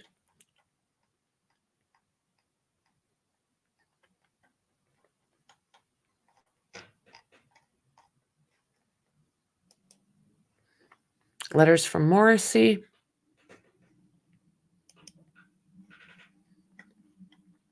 And these are all the questions that are still unanswered. So let's look at those. What time did Brian and Nicole Albert arrive home? We don't know. What did Jennifer talk to the victim for 8 seconds at 12:29 to 12:44 a.m.? 8 seconds. Did Carrie Roberts notice that Karen's taillight was out on the drive? She found out about it once they got out at the victim's house? Question. How did Julie Nagel see the SUV stop by the mailbox in front of 34 Fairview Road with the front of the SUV facing Chapman Street from the kitchen windows? How did Julie Nagel see the SUV travel along the front of the house and stop between the mailbox and the flagpole from the kitchen window? Oh, Lizzie. Where were Carrie Roberts and Jennifer McCabe scanning the sides of the roadway along the drive looking for the victim while the defendant periodically screamed and texted on her phone as they drove? Sorry, the girls are excited. Why wasn't John O'Keefe pronounced DOA? Was John O'Keefe covered in snow or about 6 inches of snow on him? Or just snow on his legs? Which 2 females did Karen Reed walk out of the bar with at 2:10 a.m. as seen on the surveillance?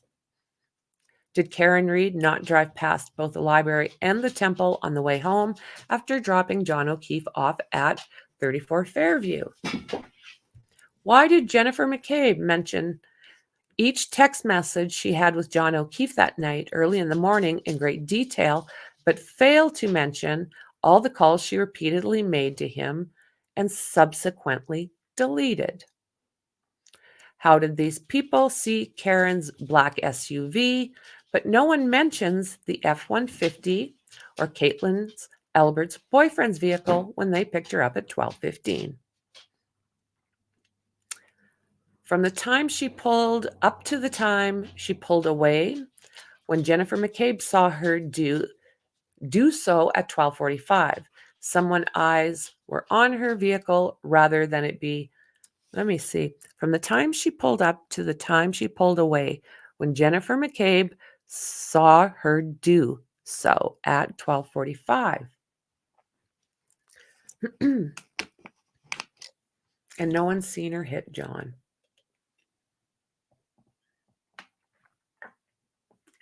That's true. People looking out the windows, people coming and going.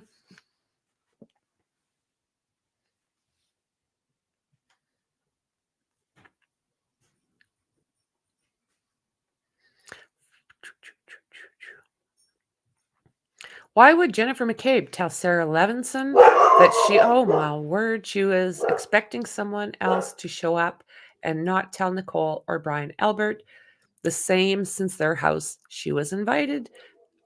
Oh my word. Why would Jennifer McCabe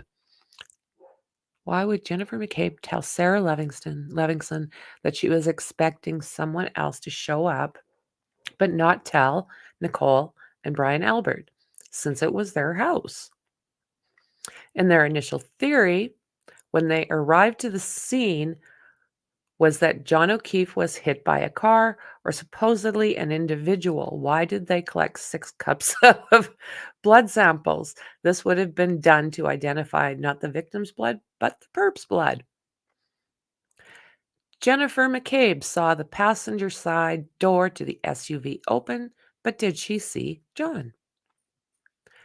Caitlin Albert's boyfriend Tristan Morris was at the waterfall drinking with everyone prior to John O'Keefe's passing. He also, for some reason, picked up Caitlin at 34 Fairview instead of leaving with him from the waterfall. Why hasn't he been interviewed? And this was as of January 21st, 2024. Not interviewed. Carrie Roberts wasn't at the waterfall, and she wasn't at 34 Fairview at 6 a.m. when John's body was found. So why is it that her phone was downloaded? That's a good question. Why is Jennifer McCabe the only individual who was inside the house whose phone was downloaded? Because the other ones are refusing to give the information. There are 15. Oh my word, you guys.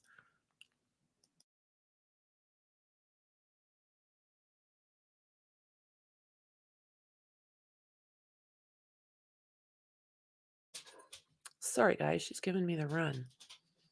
So there are 15 recorded events from the victim's ring application from 6 p.m. on January 28th through 6 a.m. on January 29th. None of that includes Karen Reed arriving at the home. Let me boost this over a bit.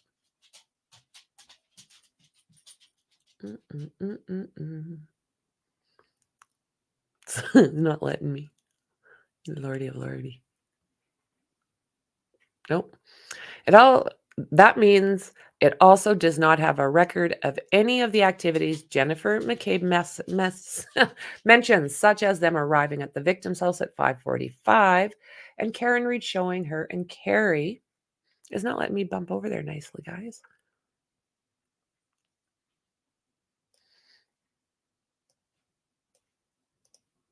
Let's see if it's... No, I can't.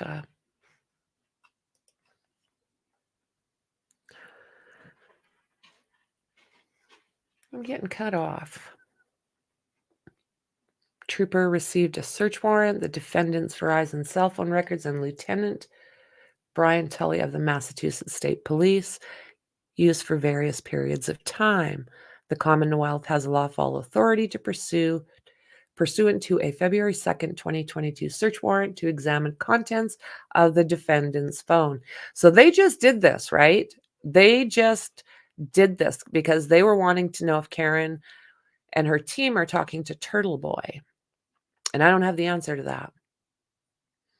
Karen Reed surmised Jennifer McCabe, Trooper Michael Proctor, and Trooper Nicholas Garano in the evidentiary hearing that was canceled. Video from the Canton Public Library of Karen Reed's vehicle on her way home from 34 Fairview has not been included in discovery to the defense. Why would that be? Brian Albert testified before a grand jury that on the night of the incident, his dog was either inside his house or in a fenced backyard. He also testified that his dog is not great with strangers.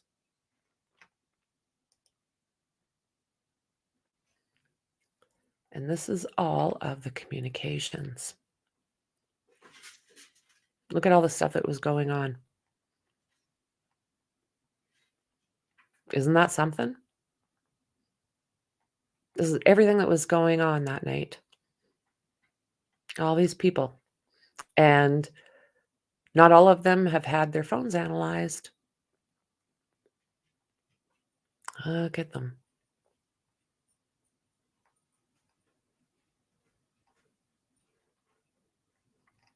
Can you guys think of any good reason why the people that own that house would not allow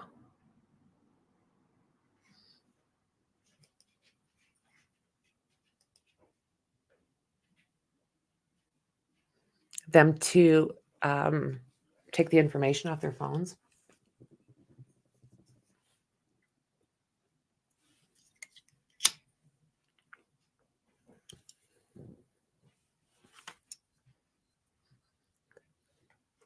In the timeline. That video footage, interview statements, phone location data.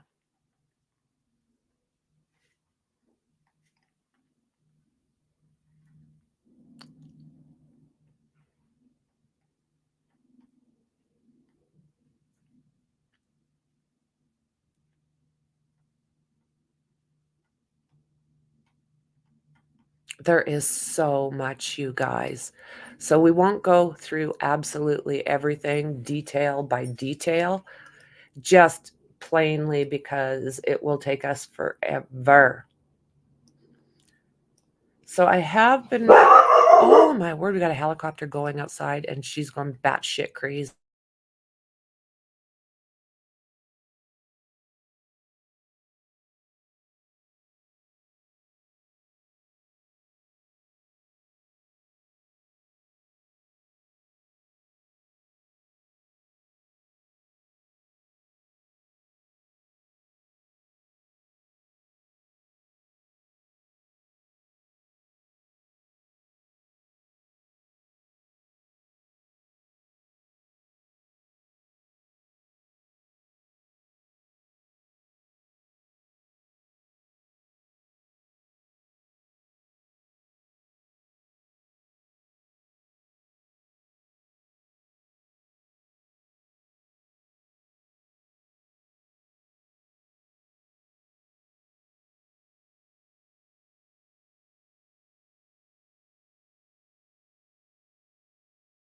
This vehicle has got all the bells and whistles.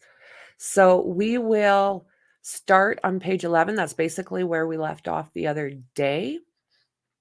But yeah, her vehicle would have been beeping and dinging. And I want to know whatever that is. It an information? Is that what they call it? The system that is in your vehicles that will show you exactly if a bump was hit, how fast you were going. Did someone unbuckle their, I mean, everything. We learned that in the Murdoch case. Whoa. Same thing with the phones.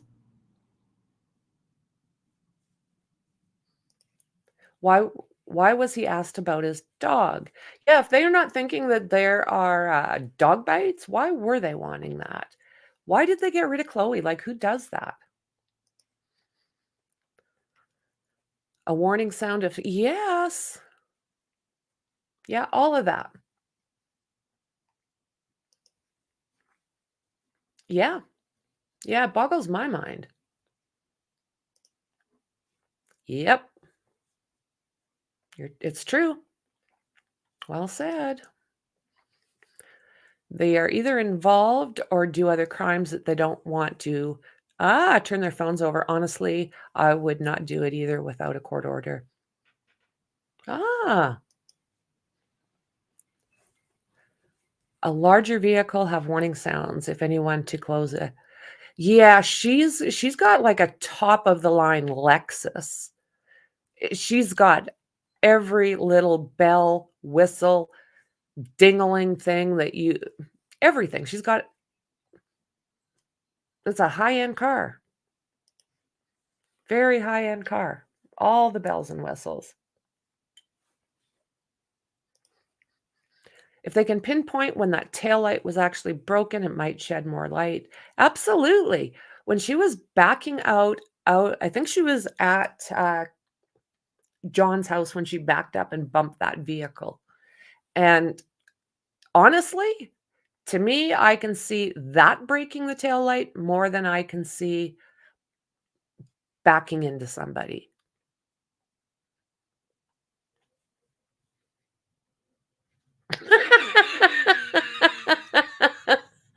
Tony.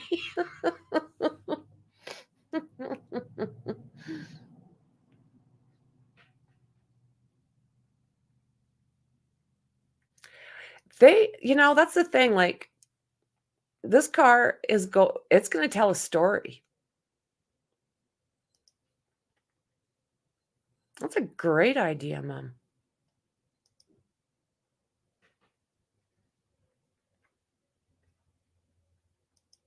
Oh yeah, she's on it. She is brilliant. Well, and that's what happens with her vehicle. All the bells and whistles, like Alexis, that thing should pretty much turn into a boat when you go into the water or a plane when you want to get somewhere. They're expensive. That's what they're doing. They're now saying that possibly there is a hair in that. I call bullshit. I call bullshit. Yes, it is, Jonathan.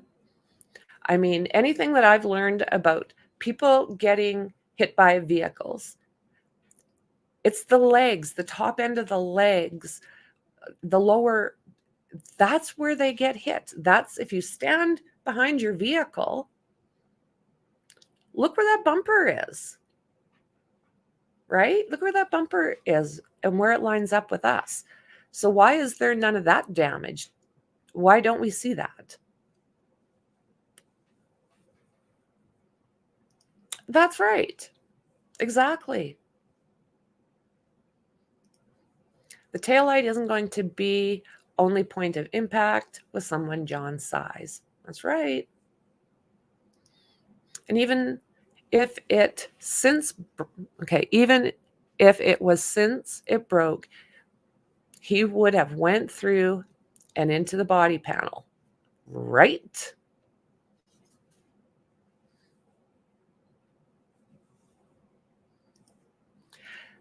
That's the thing. In order for him to have all that facial damage and nothing else, he would have to have been, sitting on the road, kneeling on the road, possibly, like you say. Why? Why are you standing behind? Why? If the mirror hadn't of broke, would be more believable, him bouncing off and no more damage. His arm has deep gouges, several skull fractures, gnarled up knuckles, all by being hit at 10 to 15 miles per hour. Not a chance. Oh, she's so awesome. Yeah, they are trying to say 29 miles per hour is how fast she was backing up, like she was backing up. So would that not show on the information thing that they have in these vehicles? Wouldn't it have shown on his body? It's like, and how would no one have heard her like revving up so she could like jolt back? I don't get it.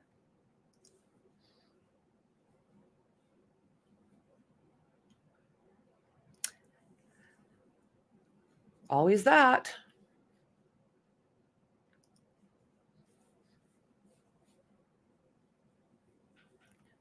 That's right. At about half of reverse top speed for that vehicle. So literally it is the most realistic piece of evidence they have. But it still doesn't prove anything. And with winter or all season tires and a good weight to power ration, that thing will hardly spin tires in the snow, especially with, there you are. I'm just not buying it.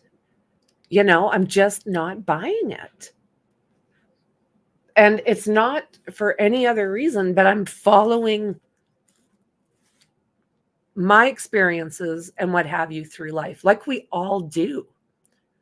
And math is not mathing. The injuries do not match. A broken taillight is not going to cause several skull fractures, chewed up arm, bloody knuckles from a taillight. This is why they're fighting.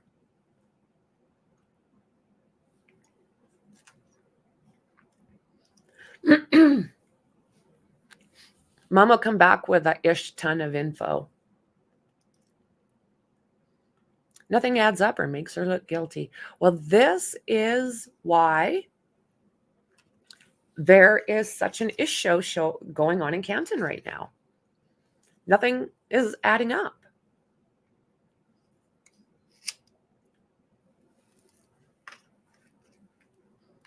It just doesn't add up. If things were adding up, there wouldn't be all this controversy. You know, when do you see that? When have you ever heard?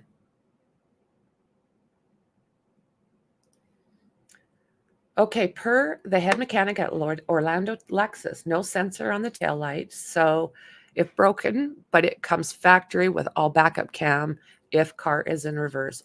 Auto. You see, good job. You are so awesome, my friend. So there you go. Comes factory with a backup camera. And if the car is in reverse, it automatically comes on. That's the thing. There should be a lot of information in that vehicle. There really should. I won't buy a car that can move my steering wheel or brake for me. I'd love my old 2000. No crazy electronics. It does what I tell it. I may need to ram a car into something.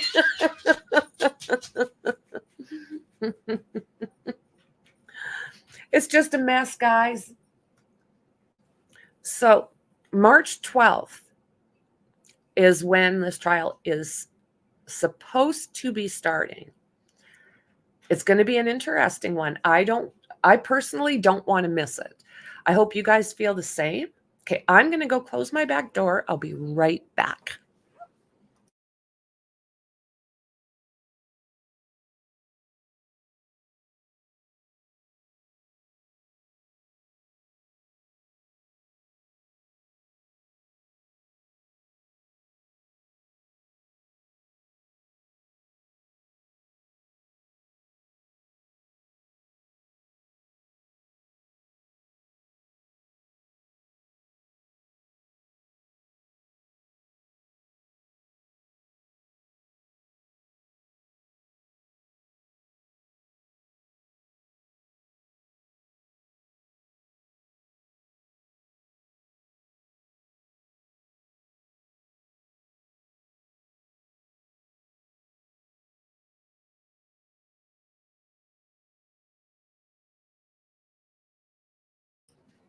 Has what ended?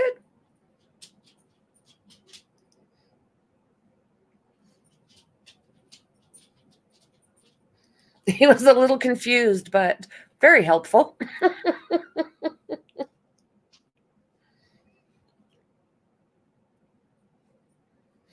Are you going to do Chad? Let's see where we are. You're going to do Chad Daybell? Nice. Nice.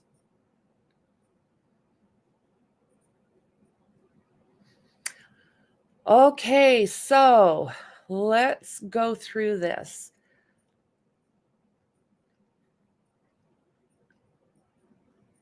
So this is page 12. We finished up with 11. So it says, Trooper Buchanek interviewed Nicholas and Karina Kolikathis, I don't know. Both were present with the group at the waterfall on the evening of January 28th. They got there at approximately 9:30 1930. They came in separate cars. They had known the victim for about approximately 5 to 6 years and had met the defendant a handful of times. Mrs. Kolakithis, or Coliathis, I don't know, guys, spoke for a period of time with the defendant and observed her to be drinking vodka soda cocktails while at the bar. She also recalled the defendant pushing quite a bit for a member of the group, Christopher Albert, who owned the owner of a local pizza shop, to go across the street after leaving the bar to keep the party going while he made pizza for everyone. She walked outside with Miss McCabe and observed the victim and the defendant to walk together and proceed to the left of the driveway up Washington Street, where their vehicle was parked along the curb facing back up towards the waterfall. She observed the defendant walking towards the driver's side door of her black Lexus SUV. She further indicated that during the course of conversation, the defendant complained about the victim's mother and the lack of private time the couple had for vacations because of the children, their activities and responsibilities. She also described her as fine and did not believe the defendant to be overly intoxicated. On January 30th, Trooper Buchanan and Proctor interviewed Canton firefighter Katie McLaughlin. She had been assigned to Station 1 on the 29th and indicated that at approximately 6 a.m., Canton Fire and EMS had been dispatched to 34 Fairview Road for a male party in the snow unresponsive. The victim to have had trauma to his face and eye, had vomit in his mouth. She observed the victim dressed in jeans, socks, and one black Nike sneaker. The victim's shirt was cut by first responders and the chest was exposed for them to do the chest compressions. Miss McLaughlin then exited the ambulance to speak to the defendant as to the victim's identity and medical history. The defendant provided the victim's name and date of birth. Miss McLaughlin asked the defendant if she knew where the defendant had suffered the trauma to his face, eye, and the defendant turned to her friend and stated repeatedly, "I hit him, I hit him, I hit him." In response to the paramedics' question, the statement was also heard and testified to before the grand jury by several other Canton Fire Department witnesses, including Timothy Nuttall and Anthony Flamati, as well as both Miss McCabe and Miss Roberts. The defendant further stated to several paramedics that she had last seen the victim at approximately 1 a.m. when they had gotten into an argument, and that was the last she had seen him. Following their initial witness interviews on January 29th, Trooper Buchanan and Proctor proceeded to the Good Samaritan Hospital to view the victim. They observed 6 bloodied lacerations, varying in length on the victim's right arm. The cuts extended from his forearm to his bicep. Both of the victim's eyes were swollen and shut and black and blue in color. The trooper observed a cut to the right eyelid area of the victim. The victim's clothing consisted of blue jeans, an orange t-shirt, long sleeve gray shirt, and boxer shorts. They were soaking wet and saturated with blood and vomit. The victim was also observed to have one Nike sneaker on with a white Nike logo on the side.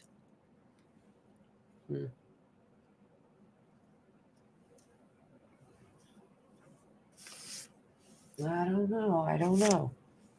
The victim's medical records, attested to by the attending physical and medical personnel, indicate the victim sustained a right superior orbital ridge region, approximately 7 millimeter laceration, and surrounding soft tissue, swelling, contusion, and breath sound bilaterally pulseless and superficial abrasions to the right forearm.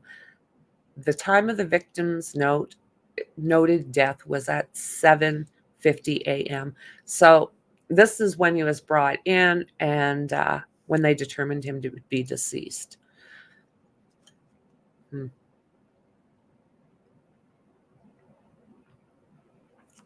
On January 31st, Dr. Irene Scortibello from the Office of the Chief Medical Examiner conducted an autopsy of Mr. O'Keefe. The doctor advised the troopers that she observed several abrasions to the victim's right forearm, 2 swollen black eyes, a small cut above the right eye, a cut to the left side of his nose, and an approximate 2-inch laceration to the back of his head, and multiple skull fractures that resulted in bleeding in the brain. Dr. Scortibello further advised the victim's pancreas was a dark red color, indicating hypothermia was a contributing factor to his death. Dr. Scortibello opined from her examination that significant blunt force trauma injuries occurred prior to Mr. O'Keefe becoming hypothermic, as evidenced by hemorrhages in his pancreas and stomach. Mr. O'Keefe had arrived at the Good Samaritan Medical Center with a body temperature reading in the low 80s. The doctor opined that the extensive injuries to his head likely rendered Mr. O'Keefe incapacitated. The doctor further opined that upon viewing Mr. O'Keefe's injuries and her examination of the body, she observed no signs of Mr. O'Keefe being involved in any type of physical altercation or fight. So we did see that on that other document. Let's see here.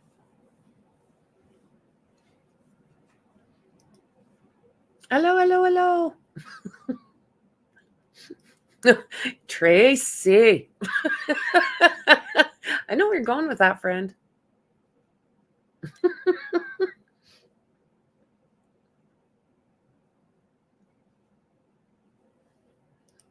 I refuse to do anything fun on it in cold.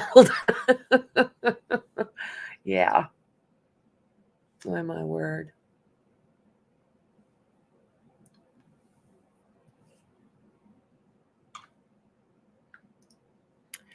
I have a lot of stuff that I do daily. It's hard learning new stuff. I do this songwriting, recording, graphics, videos, 3D. You're awesome, Tony.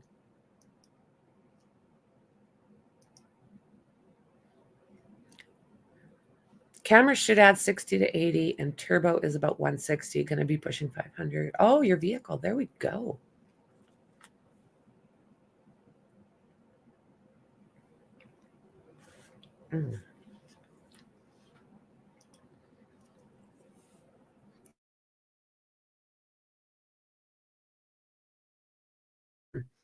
She described abrasions as scratches caused by a blunt object, contact with a blunt object. Do those on his arms look like that came from a blunt object? What do you guys think? I don't know how that would work. Was this caused by a blunt object? That's what she's thinking. That's what she's saying. I don't see it. I just don't see it.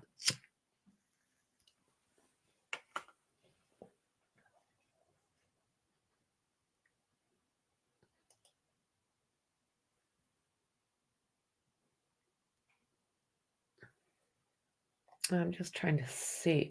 I used to have more injury photos, but I got rid of them because I'm just a little hesitant to put that out.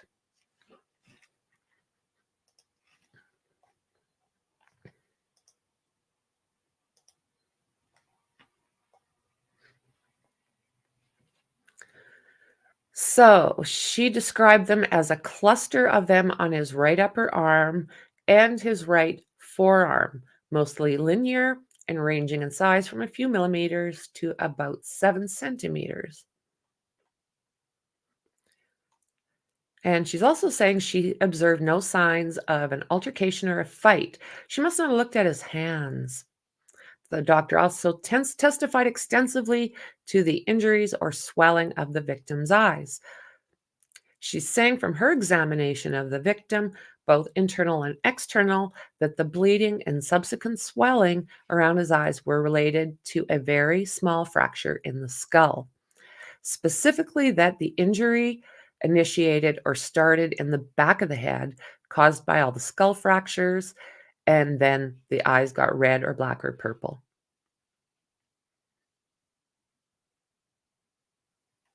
On January 29th, Trooper Buchanek and Proctor also traveled to the defendant's parents' home in Dighton, Mass. Upon their arrival, they observed a large black Lexus bearing registration 3GC684, registered to the defendant, parked outside the garage door in the driveway to the home.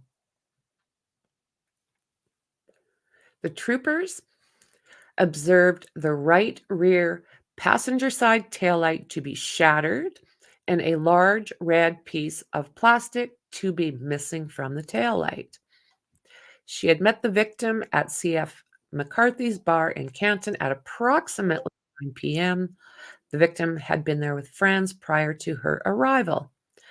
The victim was drinking beer and she was drinking vodka sodas.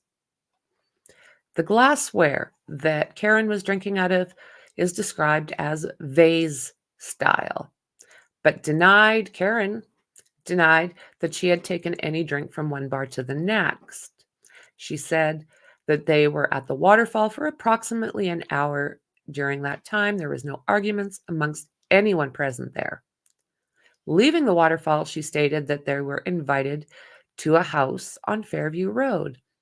The defendant stated that she had dropped the victim off at the house on Fairview and went home since she was having stomach issues at the previous bar. She dropped the victim off and then made a 3-point turn and left. She did not see the victim enter the residence. She first observed the broken taillight in the morning and did not know how she broke it. The victim was uninjured when she dropped him off at the house. When she discovered him the next morning, she observed him lying face up, snow on his legs, his eyes were swollen, and blood coming from his nose and mouth. She began providing him mouth to mouth. The defendant further stated that she had attempted to contact the victim throughout the night, calling and texting him numerous times with no response. She stated that they had a verbal argument that morning over what the defendant fed the victim's niece for breakfast. I mean, something like that is not serious enough to off your boyfriend. What do you mean you gave her Cheerios? She likes Captain Crunch. You biatch. Like, what? How does that work?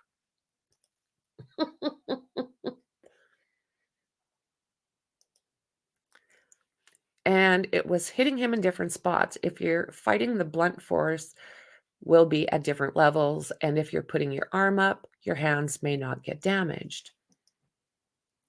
Good point. Can some of these marks be defensive marks? But that amount, how deep they look. I think those are dog bites. Just my personal opinion. I think those are dog bites. They had a dog in there. So you guys have to, this is how I think. He gets into this house. There's 1 or 2 people in that house that really don't like him. Everyone's drinking. They had been for quite a few hours. A fight breaks out. And somehow he got seriously injured. Did he fall in the cement, smash his head? Someone hit him with like a bat or something? I'm just saying, this isn't fact. This is just my thoughts. So he gets seriously injured and they just want him gone. Not unalive gone, but out of the house. Get the hell out of here. So they pick his ass up and go throw him in the yard. Not in the house, not in front of the house, like directly on the grass, but just get the hell out of here. So you have to think. German Shepherds are really protective dogs. So let's just say that a scuffle ended up happening. He's getting into it with the dog's owner. There is a really good possibility that while you're doing that while you're fighting with that dog's owner, there is a very good chance that dog's going to come up and start trying to rip you off its owner. If me and my husband joke around, our Roddy is like, are you effing kidding me? This is not going to happen on my time. She doesn't even like play fighting, let alone anything serious. So it does make me wonder, isn't it a good possibility that a dog would react to its owner in a physical fight? That's where my head goes. And what do you do with the drunk guy that's in your house?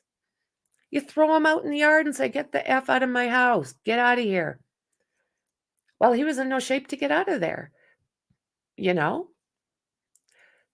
It's just my thoughts. I'm not saying it's fact. I'm saying it's a thought of mine. Most dog breeds will get aggressive when humans fight and argue. Yes.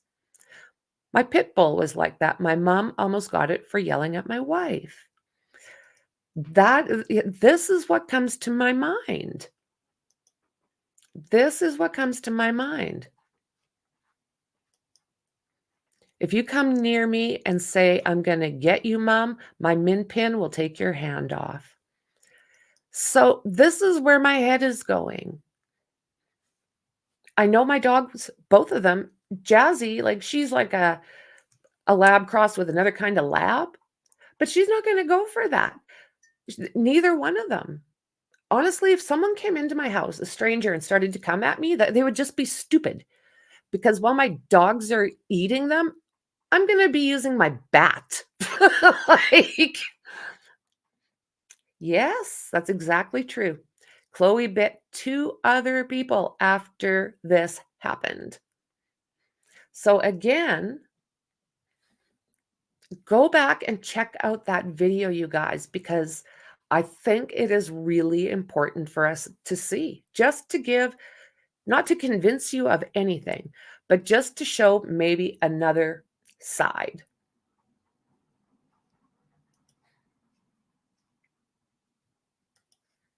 Where did that go?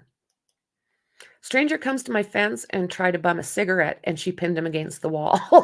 You see? This is kind of where my head goes with this. My coach Potato Newfie was ready to eat a stranger when they came onto my property and moving fast. That's right. That's right. Don't be doing it. That's how I got bit by that German Shepherd. I was young. I was like maybe grade 6 or something, and I knew this dog. They were sitting on a picnic bench. The owner had his back to me, and I didn't know any better, so I ran up, and the dog grabbed me, and I ended up with a mark that was a great big long stretch. I'm pulling my hand away, and the dog was pulling me.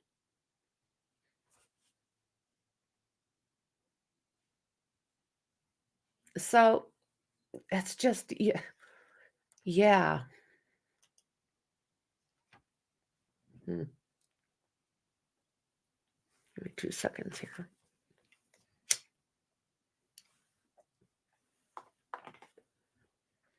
So Karen's black Lexus SUV was seized from her parents' driveway in Dighton on January 29th.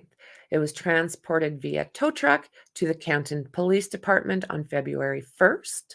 Members of the Massachusetts State Police Crime Scene Services Section, a crime lab chemist, and Trooper Joseph Paul of the Massachusetts State Police Collision Analysis and Reconstruction Section, or CARS. They observed fragments of broken glass on the rear bumper of the vehicle. Okay, please tell me how that would happen. I would like to know how that much later there's still fragments of broken glass on the bumper. How does that work? I mean, they're saying there was a blizzard. Part of a blizzard is strong winds. So, I don't know. The rear right passenger side taillight was shattered and pieces were missing.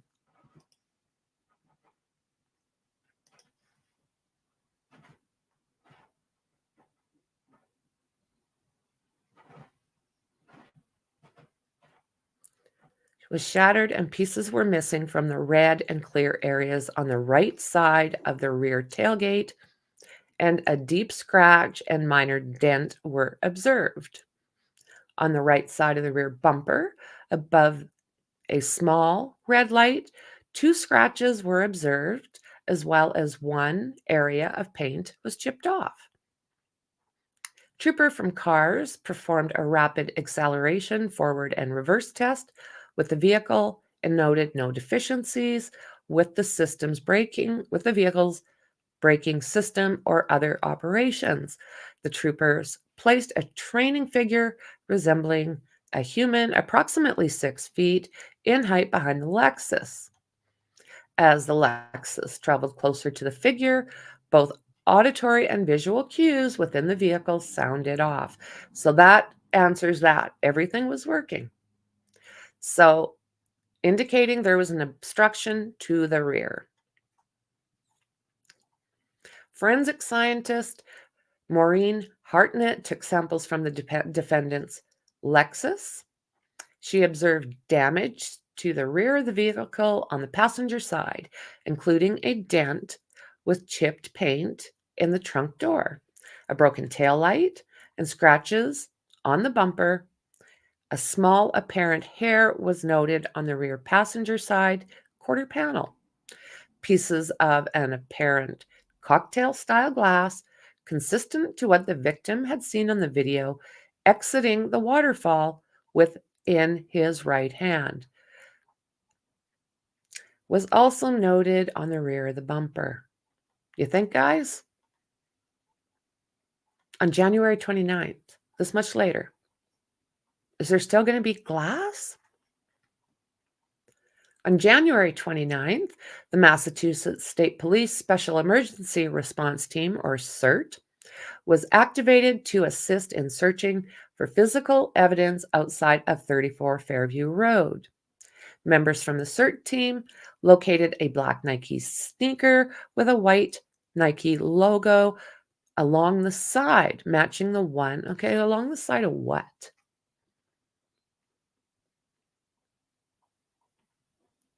Located a black Nike sneaker within a white Nike along the side, matching the one worn by the victim at the time his body was discovered in the same area as where the body was recovered. 2 red plastic pieces of a taillight were located. So we're talking about January 29th again, right?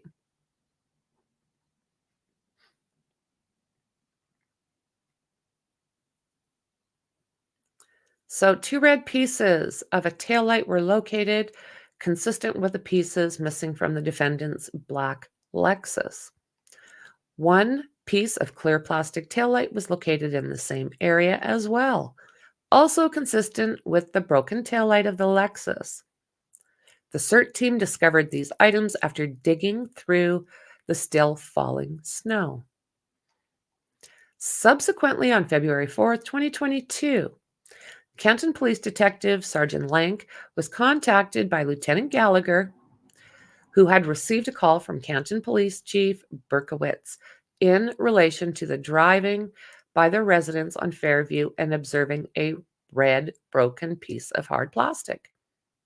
At this time, the weather conditions had improved and significant amount of snow had melted in the interim. Is the math mathing? Is the math mathing?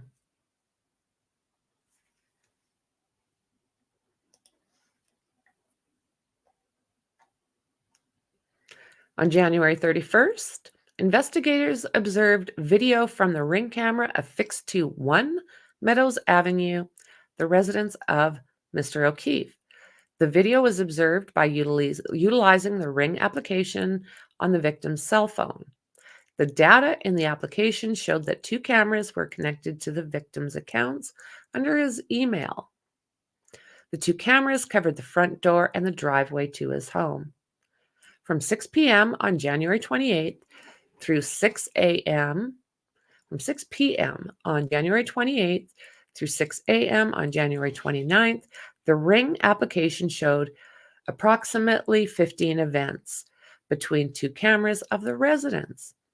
Ring video from the driveway camera, the defendant's SUV leaving the right garage door and traveling out the driveway to Meadows Avenue and turning left onto Pleasant Street about 5:08 on January 9th a.m.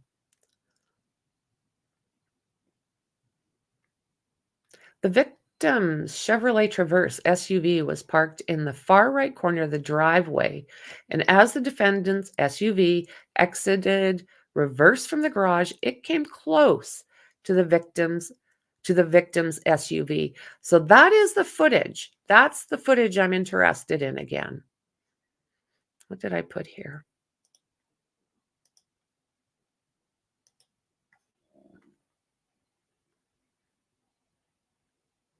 Yeah, okay, that's what I have down. This is when it appears that the Lexus hit that vehicle. It does look like that vehicle jumps. No pieces of the defendant's taillight were seen on the video in the driveway. No observation in Canton PD cruiser camera footage upon their arrival to the victim's residence the morning his body was discovered. So is it possible that it just didn't fall out at that time? Is that possible at all?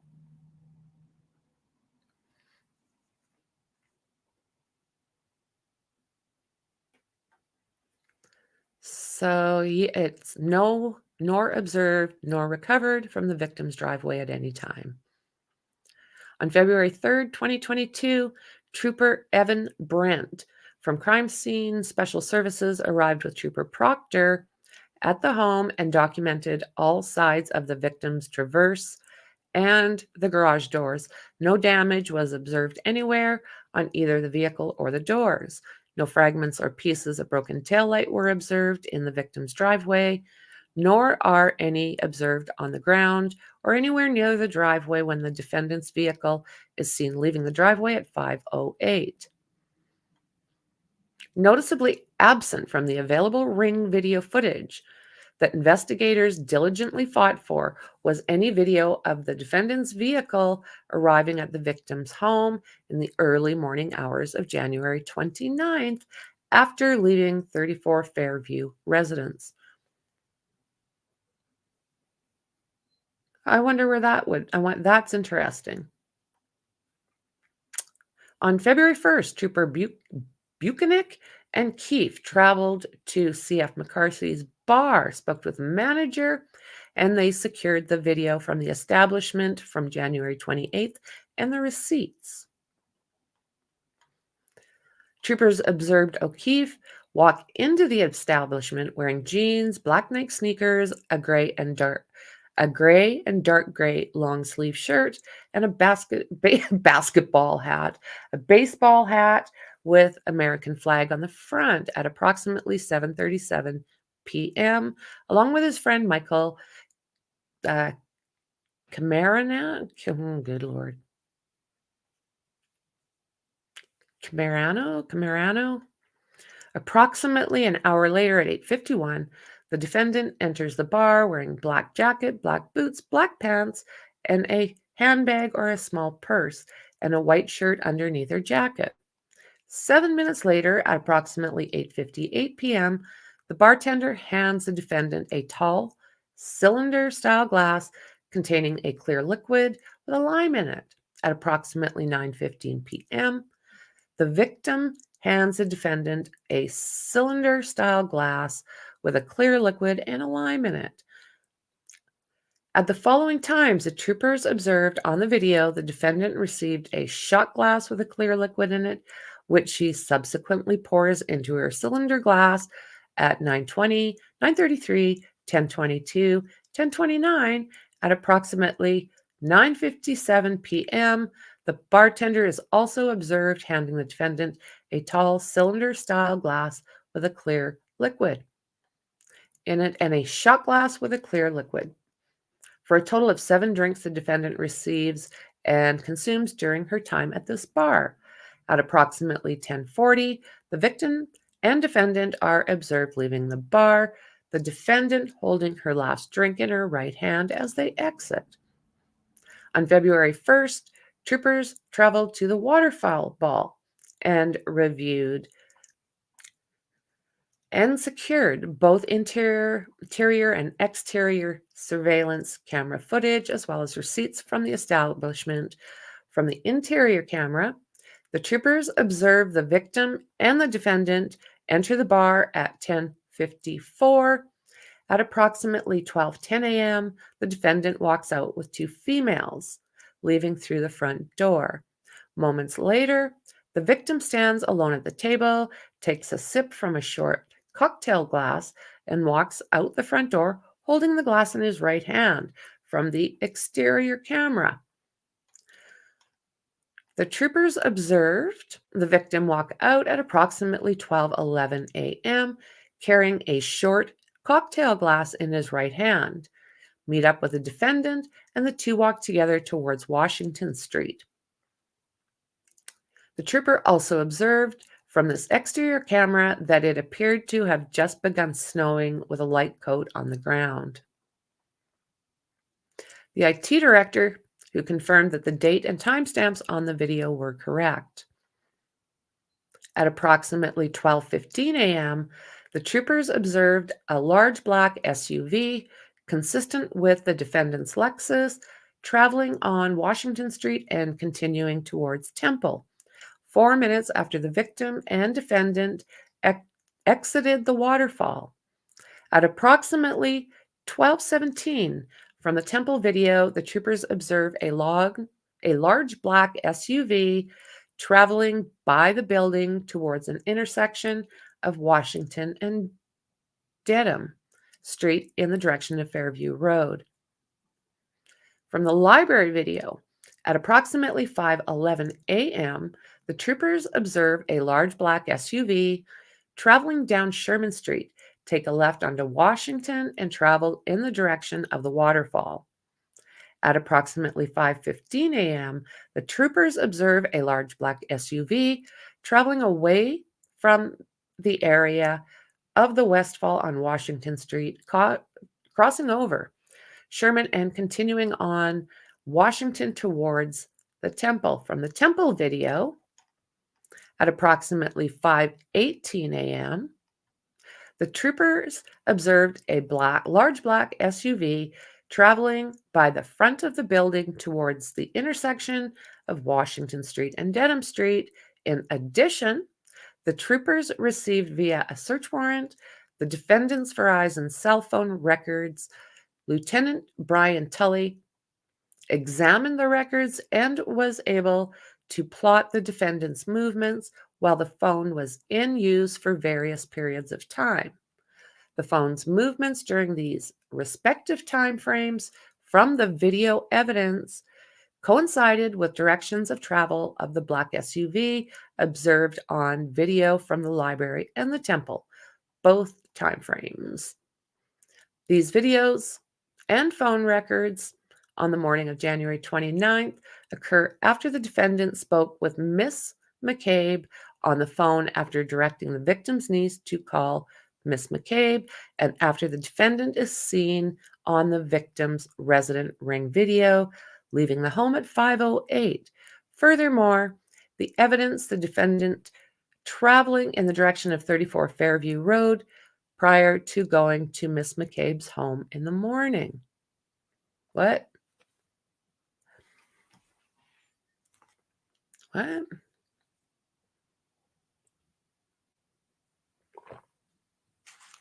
On February 22nd, Both the victim's 10-year-old son, PF, and his 14-year-old niece, KF, were interviewed at Norfolk Associates for Children Center in Foxborough, Mass. The children indicated that they had lived with their uncle, the victim, for about 8 years. PF stated that the defendant and the victim argued a decent amount of time, recalling them yelling at one another. PF recalled a recent argument over groceries and the victim expressing the need for a break from the defendant. After a particular argument, the victim wanted the defendant to leave their house. After she refused, PF indicated that he had left the home on January 28th at approximately 8 p.m. for a sleepover at a friend's house and was not present at the home overnight. PF indicated that neither he nor his sister had access to the ring system, but believed that the defendant did from the family computer within the home. KF indicated during her interview that the defendant and the victim, where's my mouth is just blah, it's hiccuping. KF indicated during her interview that the defendant and victim had argued a lot towards the end.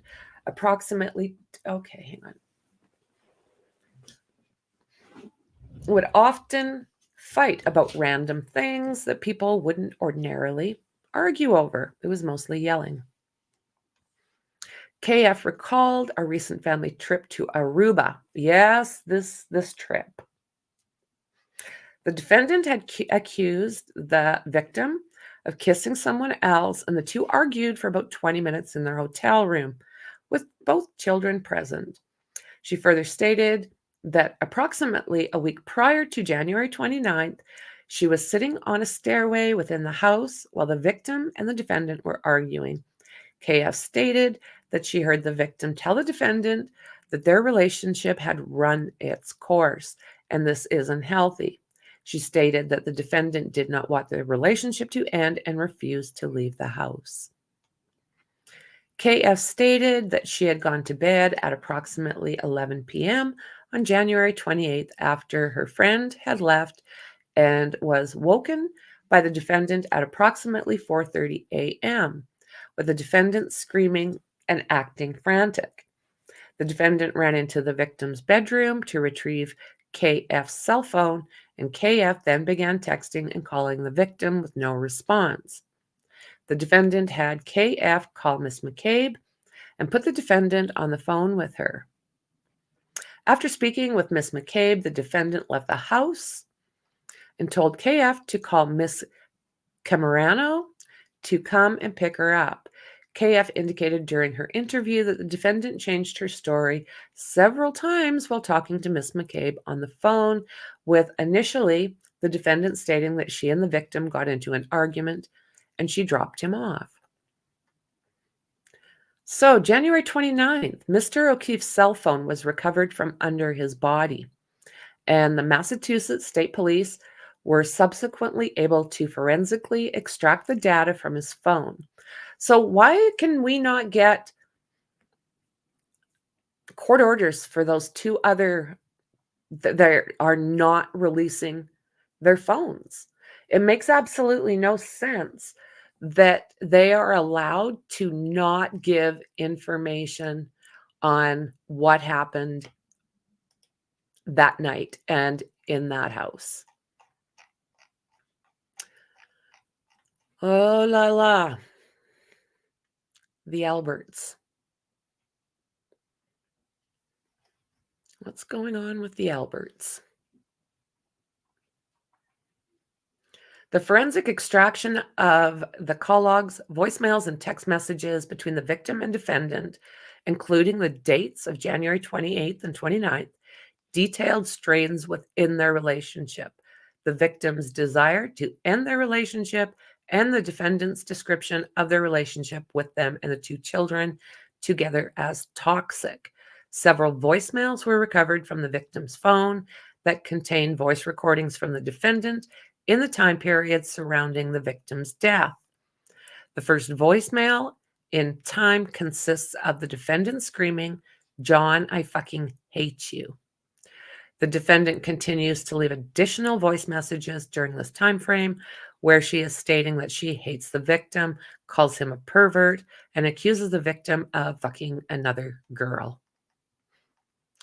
On February 8th, Lieutenant John Fanning and Trooper Proctor interviewed Laura Sullivan, Marietta Sullivan, and Mr. Levy in reference to a group trip to Aruba that occurred approximately 4 weeks prior to the victim's death. The trip had been organized by Laura. Laura met O'Keefe at approximately 7 or 8 years prior through her son's father, who was Mr. O'Keefe's partner with the Boston Police Department. Her son's father died while she was pregnant with their son, and Mr. O'Keefe stayed close to the family, becoming the child's godfather. Laura had booked the trip to Aruba with approximately 70 friends and families that had invited the victim and the defendant and the victim's niece and nephew. Laura indicated that when they went out to dinner on the first night of the trip, the defendant unexpectedly paid for everyone's dinner. The following day, December 31st, her sister Marietta arrived and ran into O'Keefe in the lobby of a motel. Mariana indicated that she was in an elevator going from her room back to the pool bar. When the elevator reached the ground level, she stepped out and bumped into Mr. O'Keefe. She could see there was a woman a few steps ahead of him. She gave Mr. O'Keefe a hug and asked him where he was going. She then heard the defendant yell, "John, who the fuck was that?" Mr. O'Keefe said, "That's Laura's sister." Then the defendant said, "I don't give a fuck," then yelled at Marietta to "fuck you," to which Marietta yelled back in kind. What? Both sisters then described the victim and the defendant being aloof from the group for the remainder of the trip. Wah. Wah.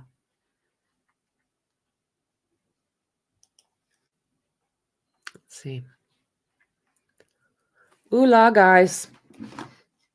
So we are on page 25 of 49. So we're about halfway there. Almost there.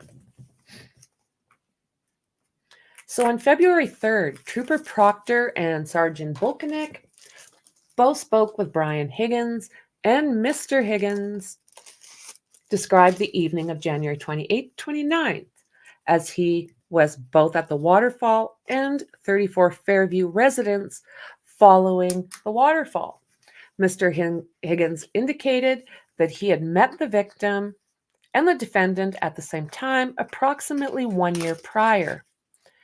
Mr. Higgins indicated 2 weeks prior to the victim's death, he went to the victim's residence for a New England Patriots playoff game against the Buffalo Bills on January 15th.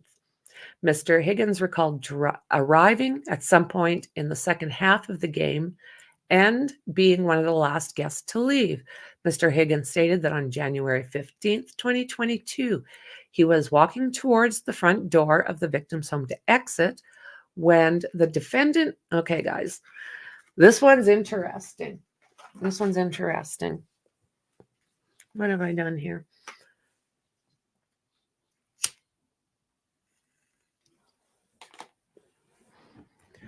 Okay, so one of the last people to leave.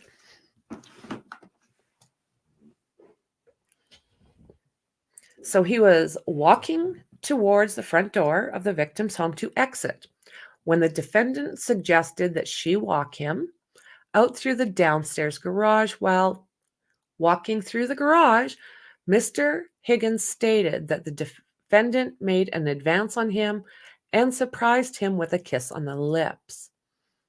During the course of this interview, Mr. Higgins provided the Mass State Police with printouts of his text communications with both the victim and the defendant.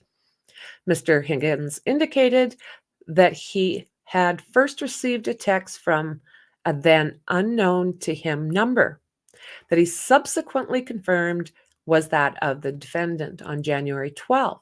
The text messages were romantic in nature, with the defendant and Mr. Higgins expressing a mutual liking for each other. In the text communication offered to the grand jury, the defendant confirms their kiss and urges Mr. Higgins not to worry, as she knows where the cameras are in the victim's house. The defendant then invites Mr. Higgins over to her home in Mansfield. An invitation Mr. Higgins stated he declined.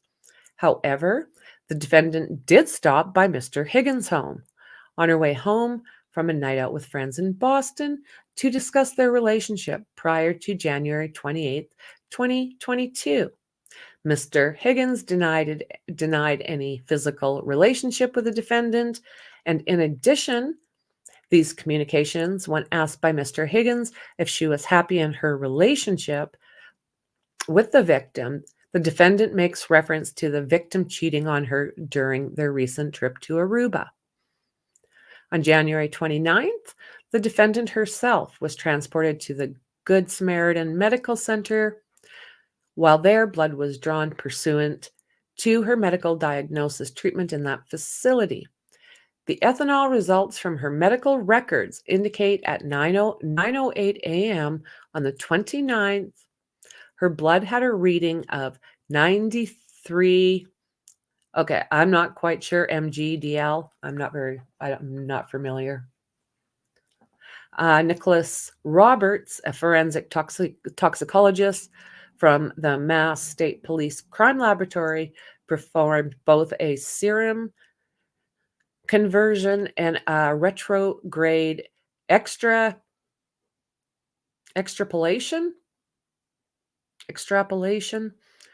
of that result, opining that Miss Reed's blood alcohol at 9:08 a.m. on the 29th was between 7 and 8%.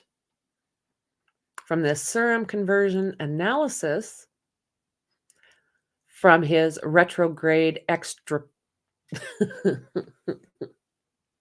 extrapolation analysis, he opined that her blood alcohol at the time was probably, at the time of 12:25 a.m., probably anywhere between 13 to 29%. Okay, the argument.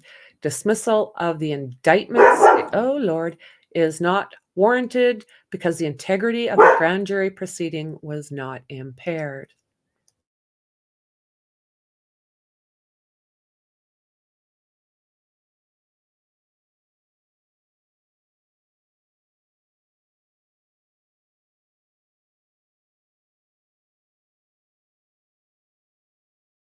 There sure is. There sure is.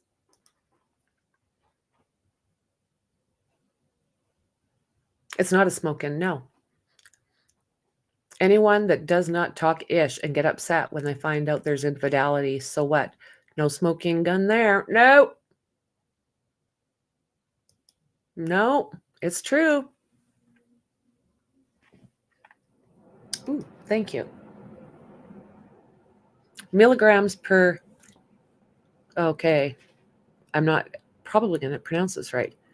Deciliter, which is a unit of measure that shows the concentration of a substance in a specific amount of fluid. Nice. Thank you for that.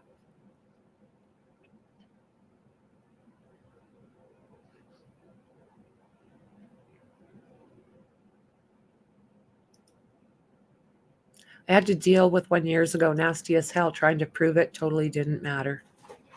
Different matter. Yeah. Universal, right? Oh, I got my camera on. I'm sorry. I don't usually like to smoke. That's a first. I'm sorry for that.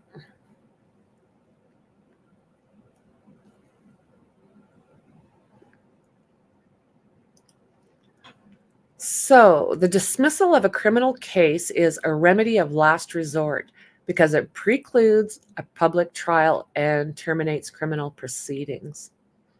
Dismissal infringes upon public's right to see persons accused of serious crimes brought to trial. To sustain the indictments of the Commonwealth need only establish that the evidence presented to the grand jury was sufficient to demonstrate the identity of the accused and probable, liquids.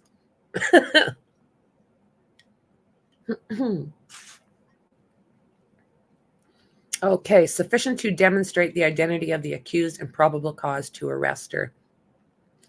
Generally, a court will not require or inquire into the competency or sufficiency of the evidence before the grand jury. The grand jury must hear sufficient evidence to establish the identity of the accused and probable cause to arrest.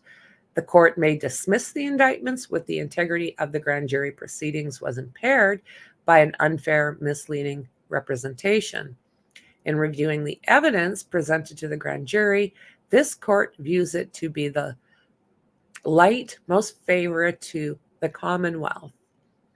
So, probable cause to arrest is defined as more than mere suspicion, but something less than evidence sufficient to warrant a conviction. Probable cause is more than a suspicion, but not a prima, facie case of the commission of a crime, let alone a case beyond reasonable doubt. Probable cause is satisfied with less than a smoking gun. Probable cause deals with probabilities, the factual and practical considerations of everyday life on which a reasonable person acts. Reasonable inference, experience, and common sense are all appropriate considerations in determining probable cause. Probable cause may be established through circumstantial evidence, and the inference drawn from evidence need only be reasonable but not possible, and not necessary or inescapable. Furthermore, any indictment may be based solely on hearsay evidence. That's interesting. Indictment based on double hearsay testimony permissible while court announced. I think that was the last. That's as far as I made it beforehand. How are you guys doing?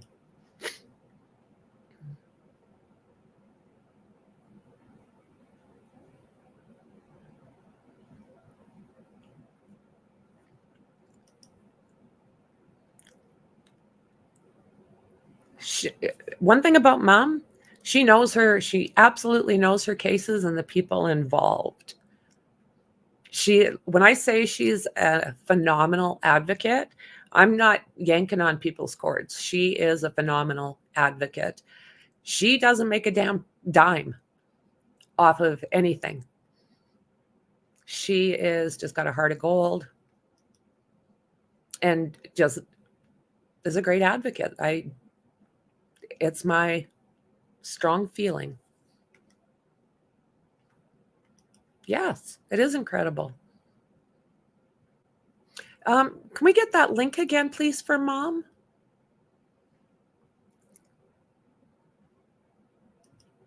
Are you enjoying it, P9? I know you like your documents.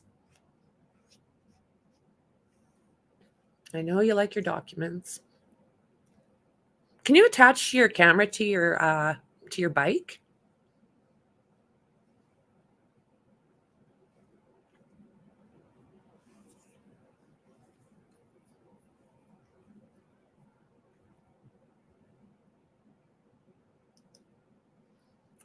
Okay, so let's go through this.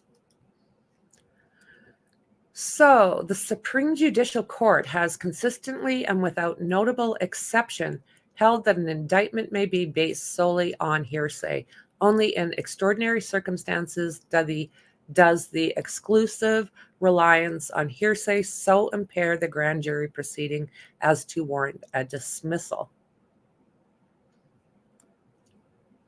Indictment based on Commonwealth's exclusive use of hearsay to bring SA charges 14 years after the crime was appropriate and not an extraordinary circumstance. Because of the availability of an unprejudiced petite jury at trial, the safeguards deemed necessary to protect an accused before a petite jury are not implicated to the same degree in grand jury proceedings.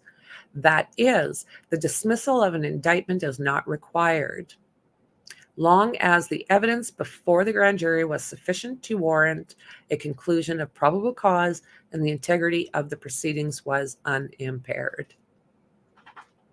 The grand jury are a body whose function is limited. The grand jury is an investigatory and accusatory body only. It cannot and does not determine guilt. The nature of the grand jury is largely historical and practical. Generally, a court will not review an irregularity before a grand jury that can be addressed and corrected at the subsequent trial before a petite jury. Thank you so much, Dandy. Check out Mind of Monsters. I call her Mom. I'm sure she's quite a bit younger than me. You need to, she is in the description, and sub up because you won't regret it.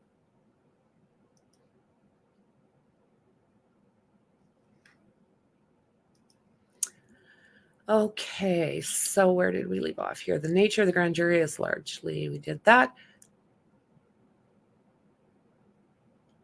To sustain a second-degree M indictment, a grand jury must find probable cause that the suspect committed an unlawful M and that it was done with malice.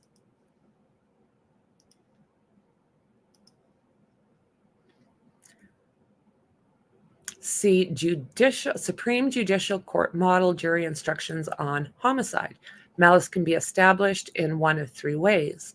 The defendant intended to cause the victim's passing, and the defendant intended to cause grievous bodily harm to the victim, or the defendant committed an intentional act which, in the circumstances known to the defendant, a reasonable person would have understood created as a plain and strong likelihood of death. Direct evidence of a person's specific intent is not always available, but may be inferred from the facts and circumstances presented. An intent to kill may be inferred from the defendant's conduct, and evidence of consciousness of guilt when coupled with other probable inferences is sufficient to prove a defendant's culpability. In circumstances where a reasonable, prudent person would have known of the plain and strong likelihood that death would follow a contemplated act, malice may be found without actual intent to kill or do grievously bodily harm and without foresight by the defendant as such consequences. Appropriately considered, in the light of most favorable to the Commonwealth, the evidence before the grand jury warranted a finding of probable cause that the defendant intended to conduct that resulted in the death of Mr. O'Keefe and to warrant the M indictment. In comparison, involuntary manslaughter, how am I going to do that? Manslaughter is an intentional, unlawful killing by a wanton or reckless conduct. Wanton or reckless conduct is intentional conduct by way of either commission or of omission, where there is duty to act, which conduct involves a high degree of likelihood that substantial harm will result to another. The degree of risk and physical harm for involuntary manslaughter is thus a high degree of likelihood of substantial harm, whereas for third prong of malice must be a plain and strong likelihood of death. The defendant's motion does not raise any McCarthy claims, and thereby waives any suggestion that there is insufficient probable cause to identify her as the perpetrator of the crime charged, nor was the evidence insufficient to warrant the indictment for second-degree and/or manslaughter while operating under the influence. The defendant's motion challenges the evidence and resulting indictments only under Odell. Dismissal of an indictment based on impairment of the grand jury proceedings requires proof of three elements. The Commonwealth knowingly or recklessly presented false or deceptive evidence to the grand jury. 2, the evidence was presented for the purpose of obtaining an indictment. And 3, the evidence probably influenced the grand jury's decision to indict. The defendant fails to sustain her burden on any of the three elements. The defendant presents a slant view of the evidence and conveniently omits the bulk of evidence considered by the grand jury. Specifically, the defendant avers that the Commonwealth knowingly and recklessly presented false and deceptive evidence to the grand jury and withheld knowing inculpatory evidence for the purpose of obtaining an indictment. In support of her claims, the defendant challenges the testimony of Canton Police Sergeant Blank and his testimony attributing statements to the defendant that were made in the aftermath of Mr. O'Keefe's body being discovered, a purported deception of Sergeant Blank's relationship with the Albert family. Trooper Proctor purported false and deceptive statements through his testimony. The Commonwealth's failure to elicit a purported inconsistent statement of Christopher Albert and the Commonwealth's failure to impeach Julie Albert's testimony. To sustain a claim that the integrity of the grand jury proceeding has been impaired, not only must the evidence have been given with knowledge that it is false or deceptive, but the false or deceptive evidence must probably have been significant in the view of the grand jury and must have been presented with the intention of obtaining an indictment. Further, it is not enough for dismissal of an indictment that a false or deceptive evidence was presented to the grand jury. 2 further elements must be shown. First, a showing that false or deceptive evidence, and secondly, that the presentation of false or deceptive evidence probably influenced the grand jury's determination to hand an indictment. Even if omitted, evidence is considered exculpatory. The court explicitly stated in Odell, we do not announce a rule that would require prosecutors in all instances to bring exculpatory evidence to the attention of the grand juries. Prosecutors are not required in every instance to reveal all the exculpatory evidence to a grand jury. A prosecutor is not required to present all possible exculpatory evidence to the grand jury. Rather, the integrity of the grand jury proceedings to be impaired and dismissal warranted. The omitted exculpatory evidence would likely have affected the grand jury's decision to indict. This requires a showing not only that the evidence was material to the question of probable cause, but that on the entirety, the grand jury record, the false or deceptive testimony probably made a difference. This is a heavy burden and one that the defendant plainly fails to meet. Failure of a prosecutor to inform grand jurors that a victim had picked out photographs of someone other than the defendant was to some degree misleading, but did not require dismissal of indictments. The defendant must establish that such likely evidence would have been given effect to complete defense, resulting in a no bill and any showing by the defendant that the grand jury might have determined that a lesser charge was more appropriate, would not by itself render the entire prosecution unwarranted, nor does it negate probable cause for the defense for the offense as charged. The defendant has failed to make any showing that the Commonwealth engaged in malfeasance or knowingly presented any false testimony to the grand jury. Inaccurate testimony given in good faith does not by itself require dismissal, and inconsistent witness testimonies go to the weight of the evidence and not its admissibility. An officer's mere repeating of what another officer experienced had told him was in good faith. Testimony that hypnotically aided and deemed unreliable for use at trial and later suppressed did not impair the integrity of the grand jury proceedings. This case presents a situation completely in opposite to that in Odell.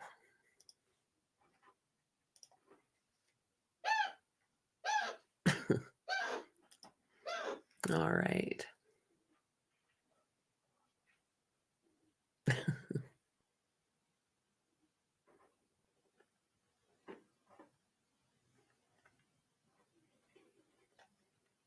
Are we having a couple issues with Discord?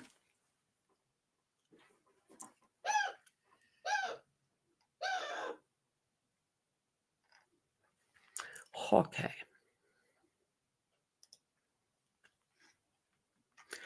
So here, the statement attributed to the defendant by Sergeant Lank was duplicative of other evidence from multitude of witnesses who did speak directly to the defendant and testified. Did you guys hear that? I don't know if he'll do it again. My chinchillas are chatting. Okay, who did speak directly to the defendant and testified to those conversations and the numerous statements and inconsistency made by the defendant. The grand jury heard testimony from Miss McCabe, Miss Roberts, and the recorded interview from the victim's niece in regard to the defendant stating that she did not remember going to the residence on Fairview Road with the victim.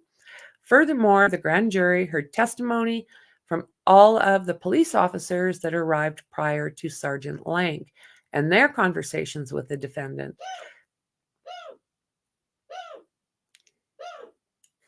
Can you guys hear that? I'm quietening down so you can...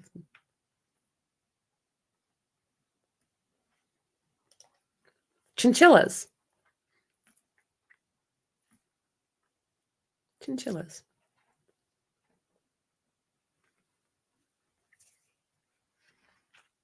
Okay.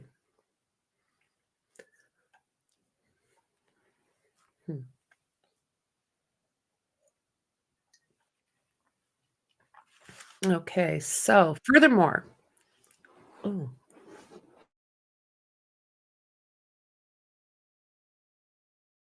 from all the police officers that arrived prior to Sergeant Lank and their conversations with the defendant. The defendant purposely omits the evidence from other witnesses to seemingly cast doubt on Sergeant Lank's credibility to support her repeated and unfounded claims of bias. Furthermore, Sergeant Lank's testimony was not remote hearsay, guised as direct testimony, as he clearly testified that he was relying on his memory of what was told to him by other officers who preceded his arrival, all of whom also testified before the grand jury, as do Sergeant Lank's supposed failure to disclose his relationship with the Albert family. Nothing contained within the defendant's attachment bears any remote relevance to the subject before this grand jury. At best, it demonstrate a dispute or fight from 20 years ago involving Sergeant Lank and two parties having nothing to do with this case. Neither of the two members of the Albert family alleged to be involved, of course not, in this incident from 20 years ago, were present at Fairview Road when Sergeant Lank arrived.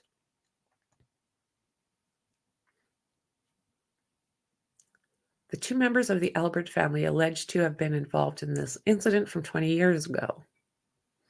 Sergeant Lang performed initial interviews with some of the witnesses, all of whom were interviewed by the Massachusetts State Police, also testified before the grand jury. Sergeant Lang's purported self-deputizing and inserting himself into a situation 20 years ago bears no significance to his response to a dead body, which was well within his supervisory duties and responsibilities as police sergeant, despite the defendant's best attempt to construct a connection between his prior incidents to this case. None exists, and the facts are entirely opposite. Sergeant Lang's role in this investigation was minimal at best. Furthermore, every interview or action taken by Sergeant Lang in retaliation to this investigation occurred in the presence of another detective. Furthermore, in the civil lawsuit relied upon by the defendant, there was no adverse credibility determinations against Sergeant Lang or any findings of liability. The case was dismissed by agreement of the parties. The prosecutor was wholly unaware of this civil lawsuit from 16 years ago. And even if the prosecutor was aware, he was under no obligation to disclose its existence, especially to a grand jury, as it is not exculpatory, nor were there findings of civil liability or an adverse credibility determination. Furthermore, the Canton Police Department is not loose jurisdiction of this case. Did not lose jurisdiction of this case. Sorry. So pursuant to state, the Norfolk District Attorney's Office and law enforcement officers assigned to the office have had exclusive jurisdiction over all death investigations conducted in Norfolk County. The district attorney or his law enforcement representatives shall direct and control the investigation of a death and shall coordinate the investigation with the offices of the chief medical examiner and the police department with whom those jurisdictions the death occurred. The detective unit of the Massachusetts State Police assigned to the Norfolk District Attorney's Office had exclusive jurisdiction to investigate the homicide of Mr. O'Keefe, regardless of any conflicts within the Canton Police Department. Additionally, the testimony before the grand jury from a number of witnesses was that no residents of Fairview Road exited their homes upon the early morning arrival of law enforcement and medical services. Additionally, the testimony before a grand jury from a number of witnesses was that no residents of Fairview Road exited their home upon the early morning arrival of law enforcement and medical services. So if you got a, let alone one of your friends or a coworker, a cop,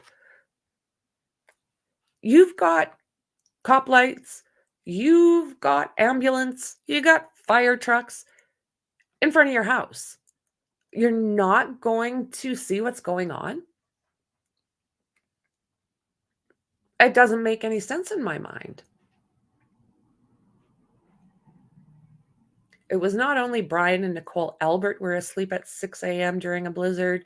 The defendant attempt to stretch knowledge of one person with a family to a close personal relationship with every member of that family and social circle is simply untenable. I don't know.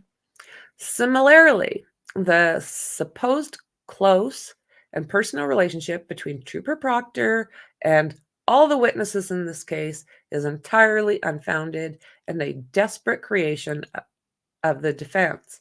Well, we just went through on the PowerPoint how everybody is linked together. It's link after link after link after link. That's what I'm finding personally. Voila. The scant evidence the defendant repeatedly submits to this court comes in the form of photographs from the trooper's sister's wedding from over a decade ago. Contrary to the defendant's claim, Trooper Proctor's testimony about the ring video and what it showed did not mislead the grand jury. The entirety of the ring video was introduced to the grand jury, and they had the opportunity to closely examine whether the defendant struck the victim's vehicle and assess the evidence in its totality. The Commonwealth is not required to present evidence of so-called defense or otherwise disprove such matters before the grand jury. The grand jury was also permitted to consider testimony about the conveniently missing portion of the ring video, the defendant's access to the account, and the defendant's statements that she knew there were cameras, where the cameras were located inside the victim's residence. She basically lived there, so it makes sense to me that she would know where everything was set up. It makes sense to me. And myself, I want to find that footage of her backing in into his vehicle, because I see a bump. I see the car jump. It's what I believe I've seen.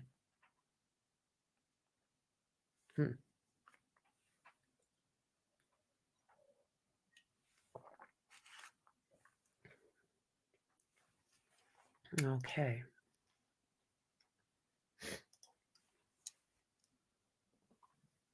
Well, hello, Sagittarius. Welcome, welcome. Hello, hello, hello.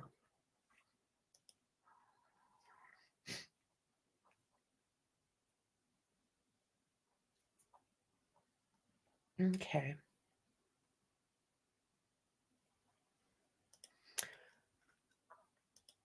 I would like to know about the 20 years ago, how he appointed himself. It's interesting, isn't it? It's really interesting.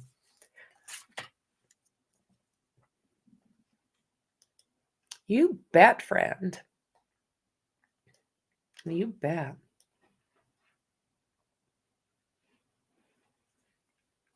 Oh, well, thank you for bringing your friend over. That's awesome. That's awesome. With us not being a drama channel, it's a little slow growing, but we have a great, great, great chat. Oh la, Dandy, what did you find?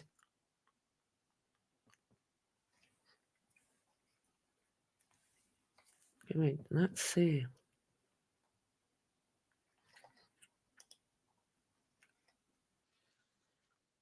Okay, I'm just gonna.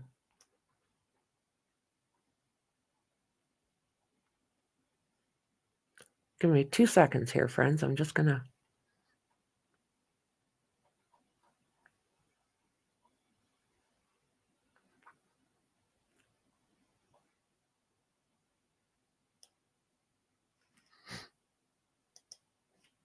Oh my word. Okay. We're gonna look at this for a second. So there's how it was snowing. You can look on his vehicle, how much snow has built up. It's not 6 inches. And let's see. Let's see. So she's pulling out in the black SUV.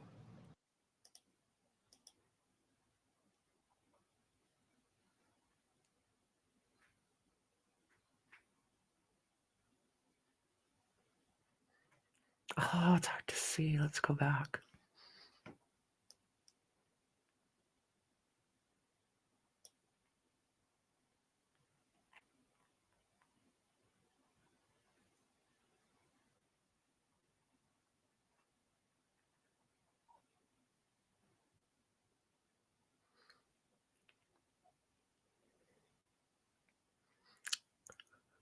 Oh. One more time.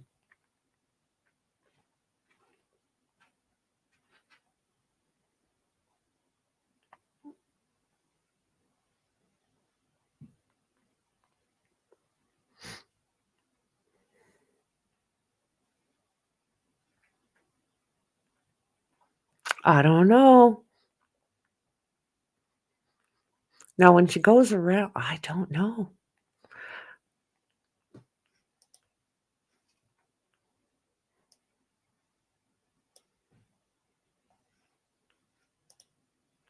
Let's look and see if we can.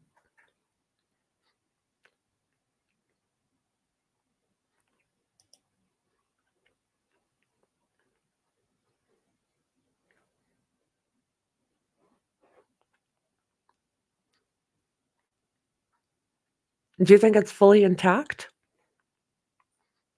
It looks intact to me, but that does not mean that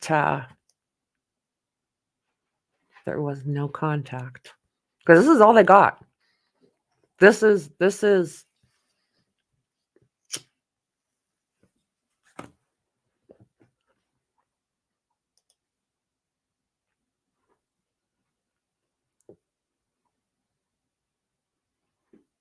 Oh, you guys, I don't know now. I don't know now. Because I'm not seeing it as clearly there as I thought that I had seen it previously.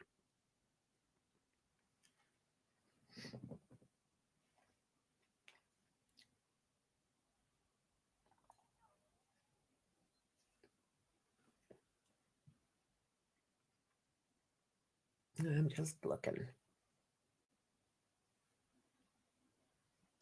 Yeah, it's hard to tell if she left any debris. But from what I'm seeing there, I don't see anything on the back of that vehicle. Like I don't see a missing tail light. That's the thing. It's really hard to see. The one that I looked at, I don't know if it had been cleaned up or what, because it wasn't it was clearer. That's well said. Extreme cold, then the heat of a car. After a while, plastic does not mix well. Yeah. You know, it'll be really nice to, I'm just going to zap for a second, guys. Give me 2 seconds.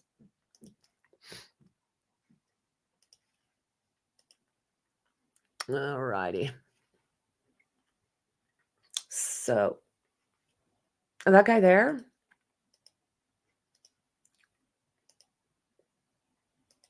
gets zapped every single time you see that, guys.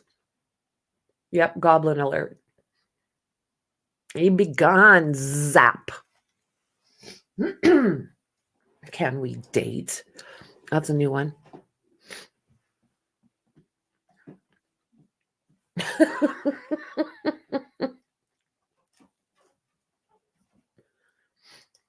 You see, that's the thing. You think you can see one? Let's take a look again.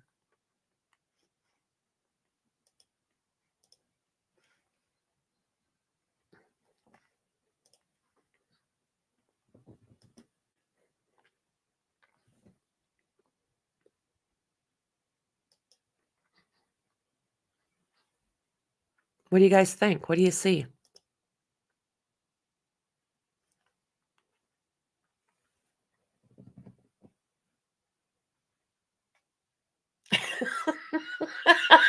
Mom.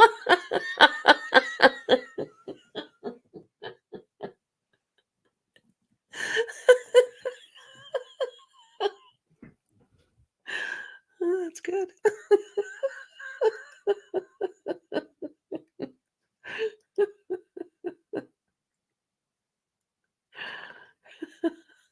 Yeah. That's what I'm saying. If there's no missing piece. So how did this happen? Because what do you think, Tony? Do you think do you think the whole thing? Do you think it looks intact at this point?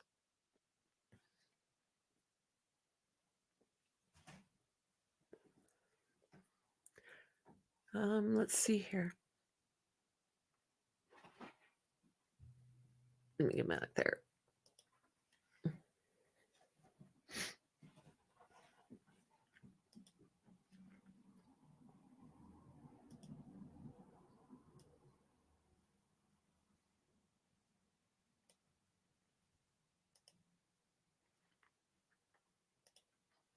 Okay, what the hell is it doing? I want a video.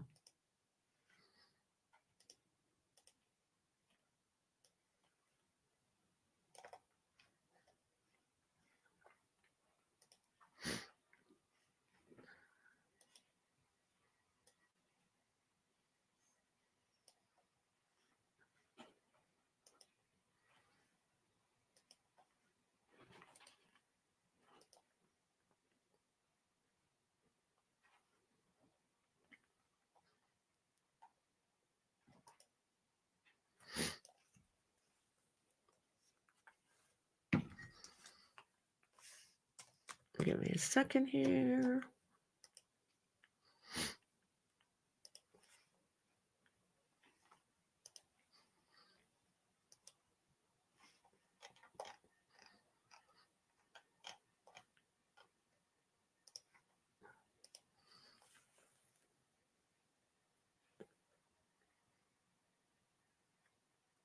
Okay, give me 2 more seconds.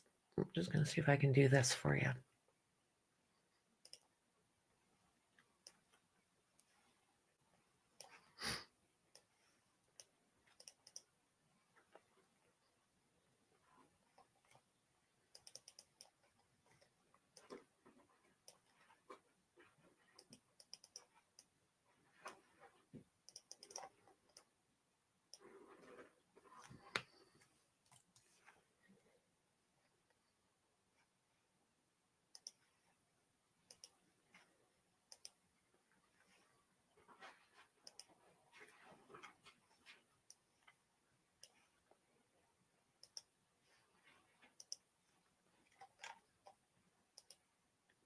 I think I've got this for you here. Just give me 2 more seconds.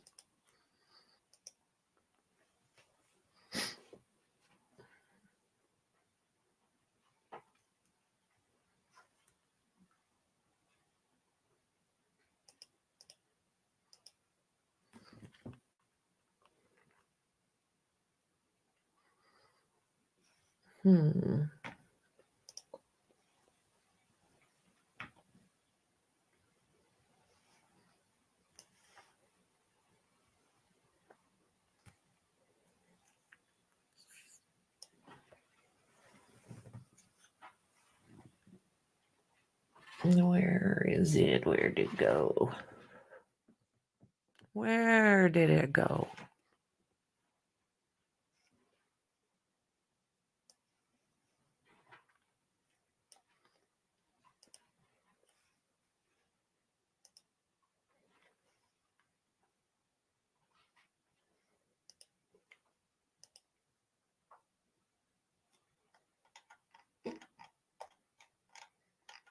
I don't think I got it much bigger there.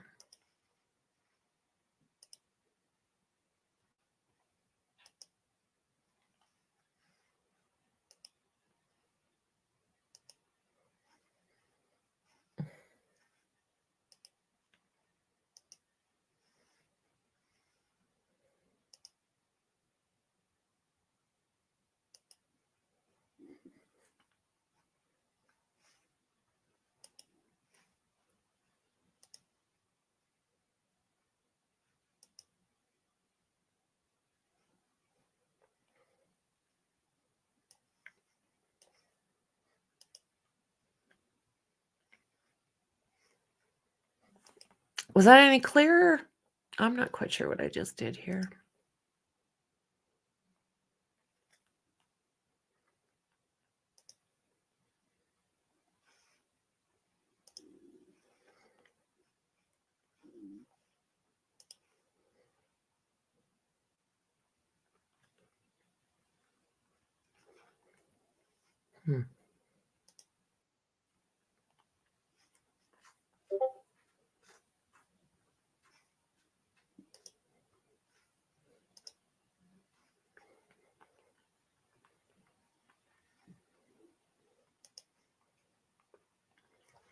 Oh, damn. Thank you.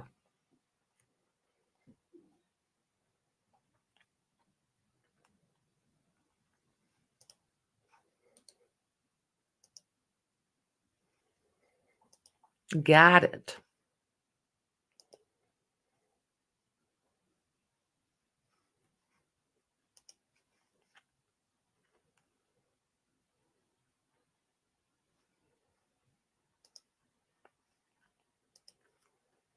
don't know what I did here. Made a boo-boo.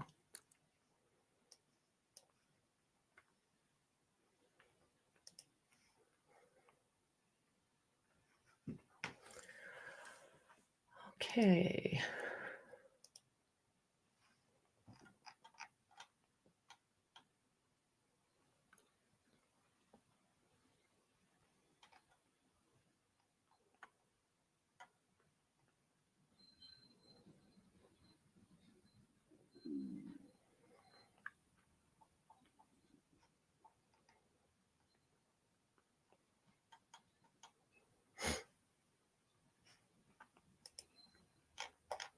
Na na na na.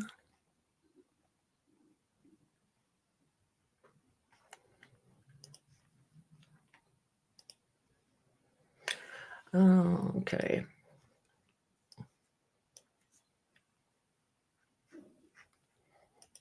Got it.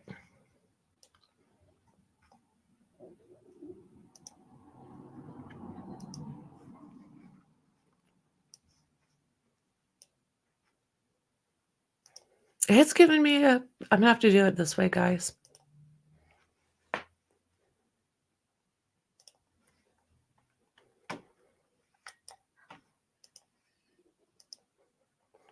Okay. Does that help you? Took a second, but I appreciate that, P9.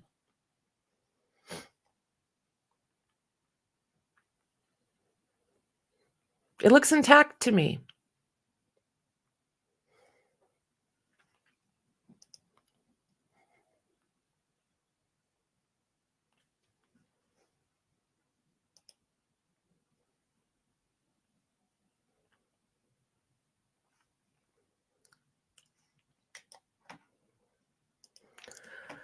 Okay, so let's see here.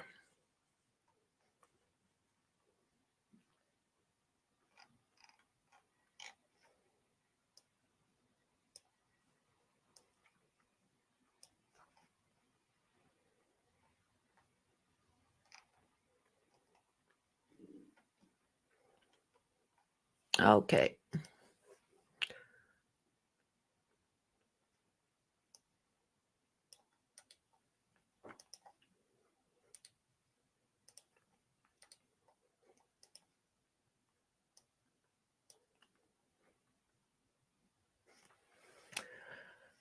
Okay. I didn't think so.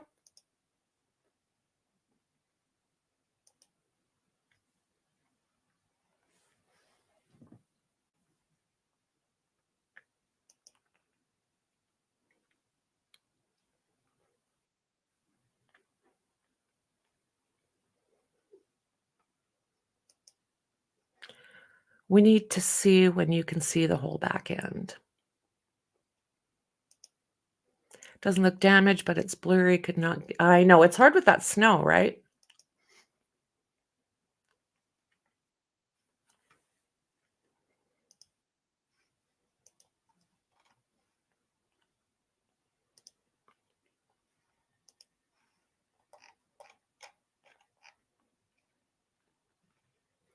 Okay.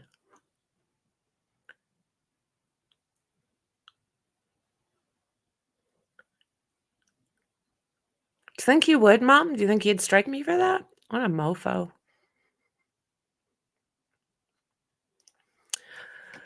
Alrighty here. So the evidence as well as testimony from the victim's niece and nephew demonstrate the hostile relationship.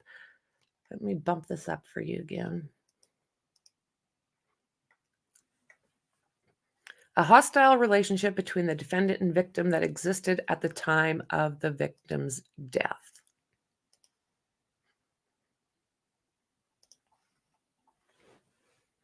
While the incident in Aruba occurred 4 weeks prior, the grand jury was also permitted to consider testimony the days prior to the victim's death. The victims expressed to desire to terminate the relationship, and the defendants refused to leave the victim's home. Further, in the context of the evidence as a whole, this incident in Aruba seems to be a turning point in the relationship, as the defendant told Mr. Higgins shortly thereafter that her relationship with the defendant was very fucked up situation. The details that she observed the victim all over. Friend's sister in the lobby of the hotel accused the victim of having hooked up with another girl in Aruba. The voicemails left on the victim's phone.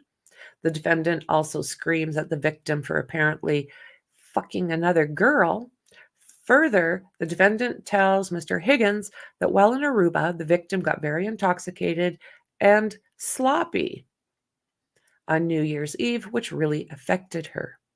Further, evidence presented to the grand jury also demonstrates strains in the relationship due to the defendant's frustration with the thankless role of providing assistance to the victim's niece and nephew, and admits the issues with the brother's kids bother her more than actually cheating. They're constant and it feels like a lose-lose. Evidence of the defendant's prior acts is inadmissible for the purposes of showing bad character or propensity to commit the crime as charged. Such evidence, however, may be admissible if it is relevant for other purposes.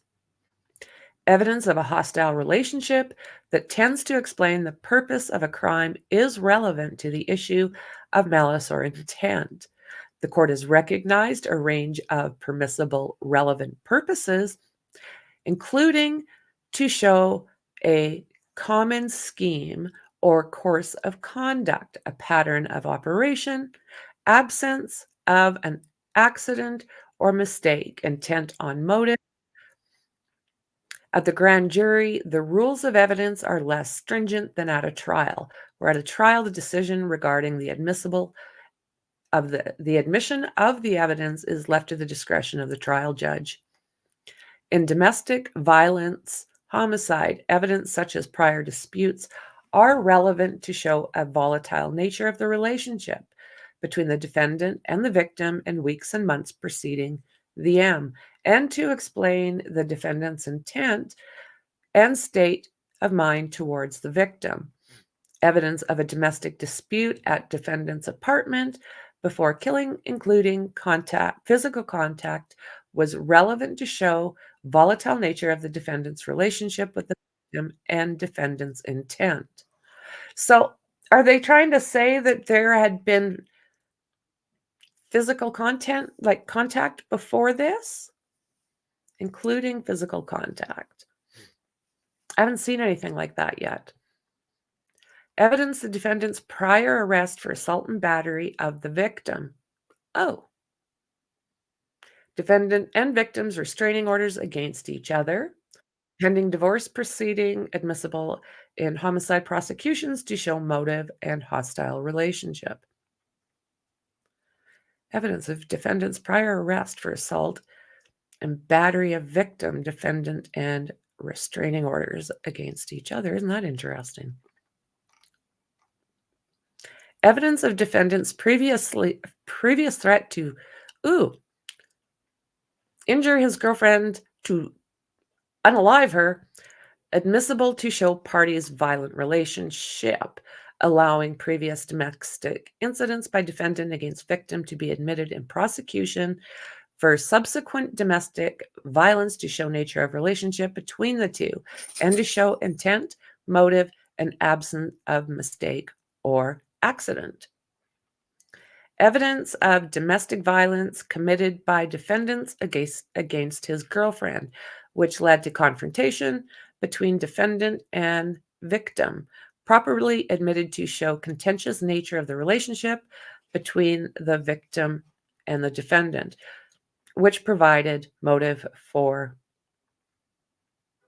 this. Evidence that the defendant formed an attachment for another form of basis of intent, inference that the defendant entertained feelings of hostility towards spouse prior to killing. Follow the public incident in Aruba There was evidence from the defense's own statements to Mr. Higgins and observation of others, including the victim's niece and nephew, that were continuing animosity between the defendant and the victim in the weeks and days prior to the victim's death, including evidence of defendant's vitriol, hatred for the victim as captured in a voice recording, and the defendant's admission to numerous witnesses at different times that the last thing she recalls was getting into an argument with the victim.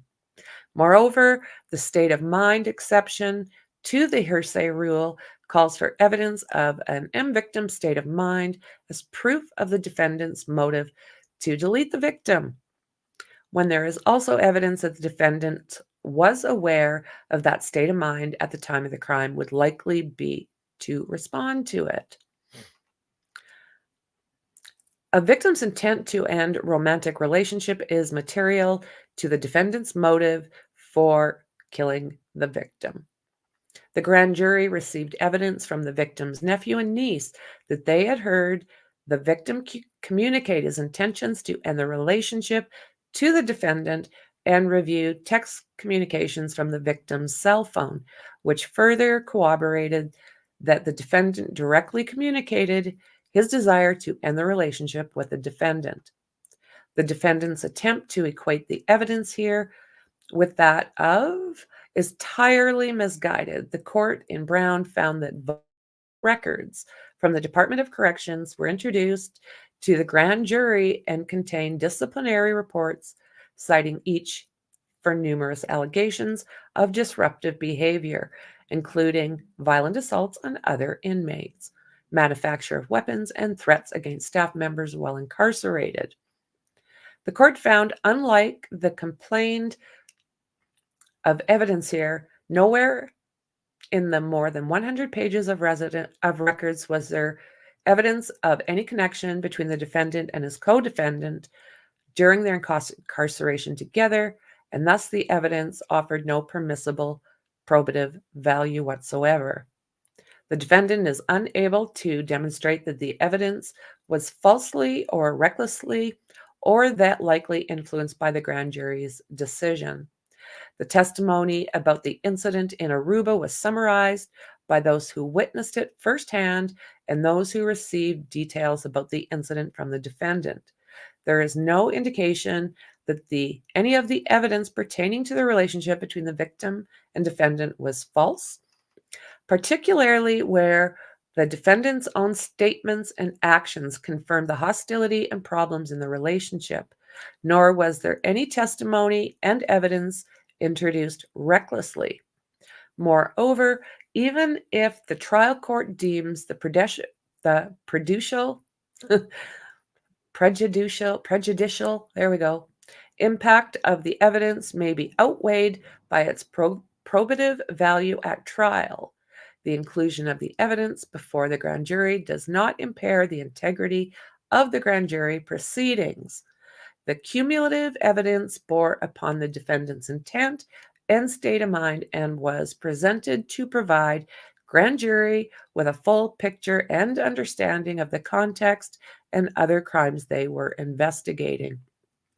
The defendant next complains of the means in which the Commonwealth introduced evidence and witness testimonies.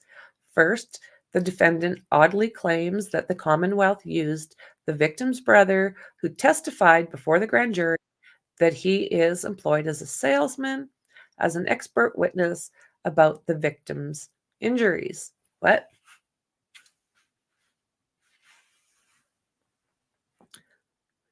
The defendant oddly claims that the Commonwealth used the victim's brother, who testified before the grand jury that he is employed as a salesman and was an expert witness about the victim's injuries. Contrary to the defendant's representation, the victim's brother did not testify to his opinion about the victim's injuries before the grand jury. The isolated statement that the victim looked as someone who had been hit by a car was contained within Trooper DeSico's recitation of his police report that encapsulates his interview with the victim's brother. The defendant somehow draws a corollary which involved past conviction. DNA experts testify to faint results for the inconclusive comparison to the extent of the M trial.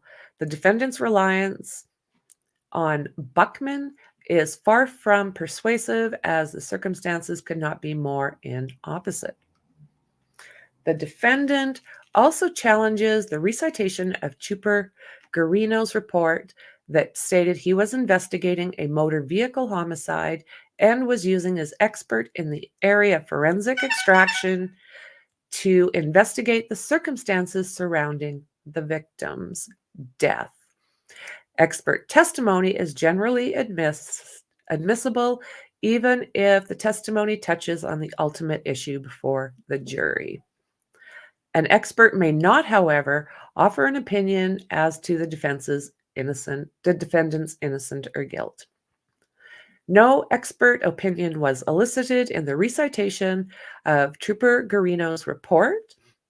The reference to investigating a motor vehicle homicide merely delineates the category of crime being investigation, and Trooper Garino's report offered no opinion on the defendant's actions in any way, let alone touch upon an opinion of her innocence or guilt. Moreover, the defendant challenges the limited instances where hearsay was admitted and a law enforcement officer read from a fellow officer's report. The defendant cites a number of federal cases in which the practice of federal prosecutors at one time has to have a single witness testify as to every other witnesses recounting and read from every officer's report. That was not done here. This single witness policy was cited with disapproval by federal courts as it routinely relies on hearsay, producing evidence which appears smooth, while integrated and consistent, making the weaker cases appear strong. The defendant complains of the opposite, as 42 different witnesses testified before the grand jury, and any reports regarding those witnesses' initial interviews were read into the record by law enforcement officers that conducted the interviews, thus presenting the grand jury with any consistencies or inconsistencies between the time the witness was interviewed and their testimony before the grand jury. The Commonwealth is well aware that prior inconsistent statements of a witness are not admissible at trial, and the defendant's attempts to conflate the standard of evidence before the grand jury with that of the jury trial. Any duplicative testimony did not influence the grand jury, as the grand jury could assess the witnesses who personally appeared before them. Further, the practice of having an officer read their report summarizing a prior interview was done with an abundance of caution to have the grand jury consider any and all exculpatory evidence. A grand jury has broad investigative powers to determine whether or not a crime has been committed, and its function is to inquire into all information that might bear on its investigation. Lastly, if this court was to find any of the variety of claims the defendant complained of were improper, any errors were harmless because the evidence to indict the defendant was overwhelming and reliable. Further, the defendant is unable to show in context of the totality of the evidence that any of her claims improperly swayed the decision to indict or probably made a difference in the grand jury decision to indict. Prosecutors' unfair, imprudent, and reckless disregard for truth in presenting false identification testimony to grand jury and failure to disclose exculpatory evidence did not warrant dismissal of the indictment in light of other evidence that was highly probative of guilt. Deliberate introduction of defendant's prior criminal activity to the grand jury did not require dismissal of indictment, given that there were multiple witnesses and cumulative evidence against the defendant was powerful.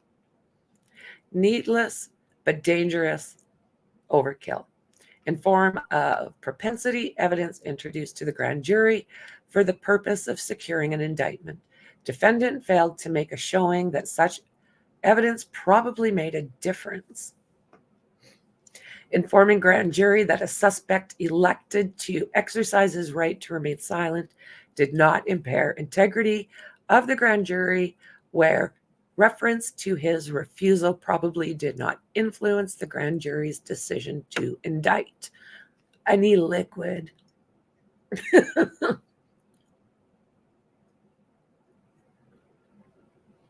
Okay. The physical evidence, witness testimonies, and circumstantial evidence provided more than sufficient basis for probable cause for the grand jury to return these indictments. By design, all evidence is meant to be prejudicial. It is only unfair prejudice which must be avoided. The defendant challenges evidence or self-serving interpretation of facts is suited for trial and not the basis to dismiss a proper indictment. An indictment returned by a legally constituted and unbiased grand jury, if valid on its face, is enough to call for trial of the charge on its merits. The Fifth Amendment requires nothing more. Conclusion. Viewed in the light most favorable to the Commonwealth, the integrity of the grand jury proceedings was not impaired, whereas the Commonwealth did not knowingly or recklessly present false or deceptive evidence. The purpose of any supposed improper evidence was not offered for the purpose of obtaining an indictment, and no improper evidence was relied upon to materially influence the grand jury's decision to indict. For all these reasons, and those advanced by the Commonwealth during oral argument, this court should deny the defendant's motion in all respects. W. Morrissey, District Attorney. February 24th, 2024. Just a few days ago. So, guys, there's that.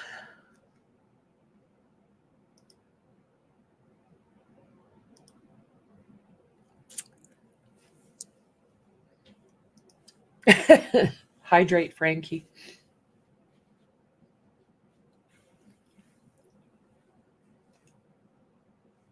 Let's see here.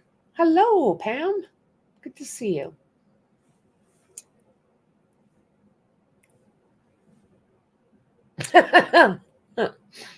They know you.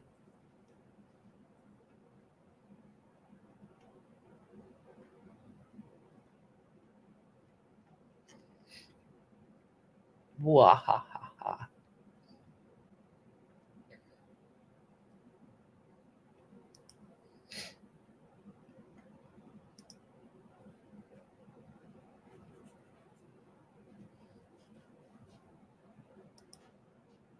Oh, you're very welcome. Very welcome. I'm not either. Yeah, I'm not either. Yeah, there was a lot crammed into that 49 pages, wasn't there? Yeah, absolutely. I agree. There's too many empty holes and muddy waters. It's a tricky one. You know, there's a lot of, you've seen all the documents when we went through that PowerPoint. There is lots. That's why I wanted to go through all of the people involved. Just because there's too much. There was a lot of people that were in that house with a lot of power. There was also a lot of people in the house that were related to a lot of people with power. It's just, I need more organized proof to convict. This is all over the place. Yep. Yeah, it very well could be. Yeah. Yeah. I agree. Mm-hmm. I'm hoping, because there's another thing with this case. Right now, sorry guys, I'm injured.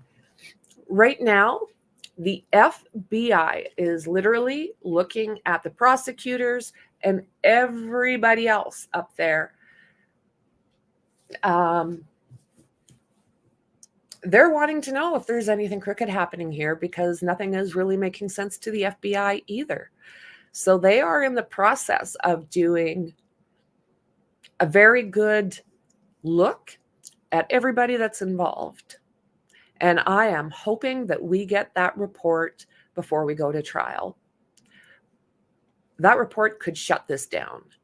Or they could just go, nothing happened in here. It's all too sketch. I think so. I think so. If you can't say yes or no, it has to be a no. Yep. People in that house lied. You know, how could they,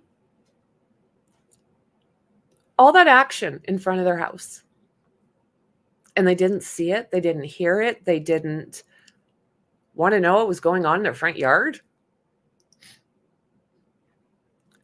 We all just sat here poking holes in it, and we have not even heard a witness account of what's gone down. Yep. You're very welcome, Tracy. Very, very welcome. I'm more confused now than I was before. These statements of not, no, they don't. That's where we're running into problems, because it should be, when there's a guilty, very straight. It should be, all that proof should be looking one way, and it's not.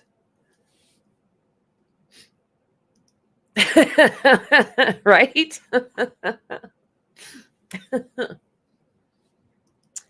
Yeah, and I would not rely on the FBI either. It's all circumstantial. It is definitely a make it make sense case. The math ain't mathin'. That's right. Come on, a bird flies by my window and I'm on it. You know, even if their sirens aren't on, aren't you going to see all the lights? And, you know, if I had lights in front of my house, I'm going to notice. I'm going to hear stuff that's not normal. You know, you can sleep through sounds that you're used to, but you get things that you're not used to, they stand out. And having cop cars, fire trucks, and ambulances, I don't say ambulance right. I don't know.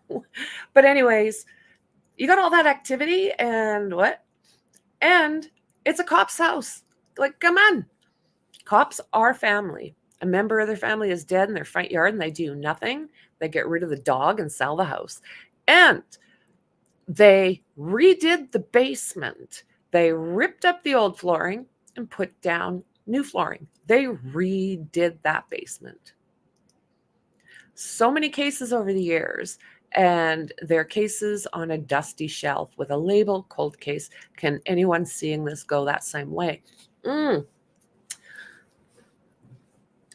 don't know what to think about that either. Was it said that the friends in the home ditched going to his funeral? Ooh, I don't know, Dandy.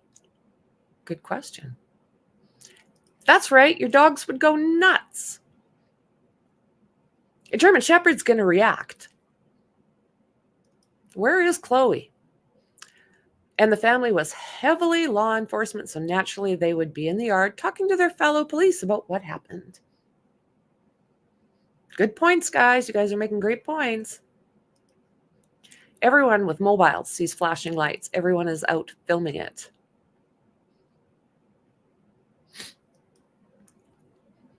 I didn't know that. She's going to get off with reasonable doubt. Yeah, they redid the basement. They ripped up everything that was down there and redid it. Put the dog down or gave it away and sold the house. Yep, so they need to check underneath it. They sure do. So there's that. Wow, we did this for 4 hours, guys. I had no idea. Let me see what's happening over here. Oh, there we go. Hey, Southern girl. Who am I waving to here? Wave, wave, wave.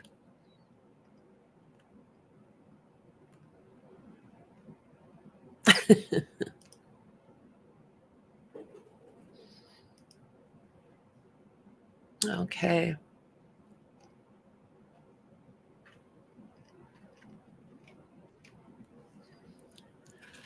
So what do you think, guys?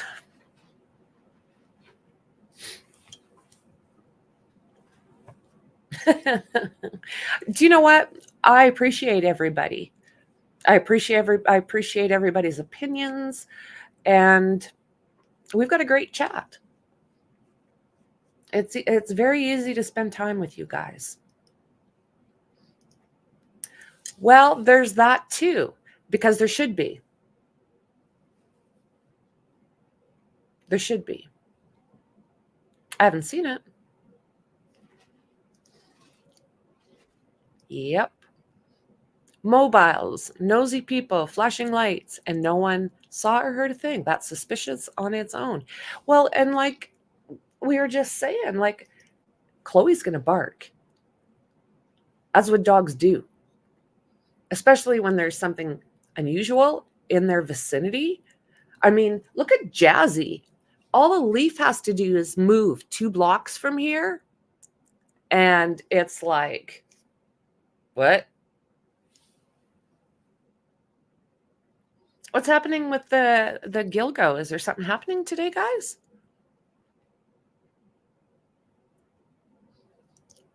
Do we know of anything that's happening with Rex?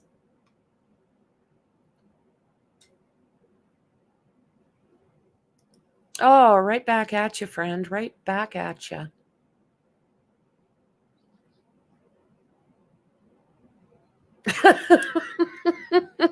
Note to self. Stay out of mass.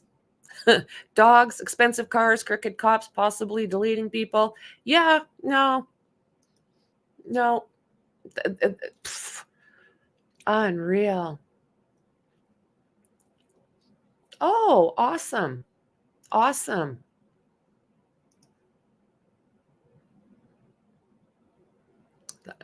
Have a good stream, friend.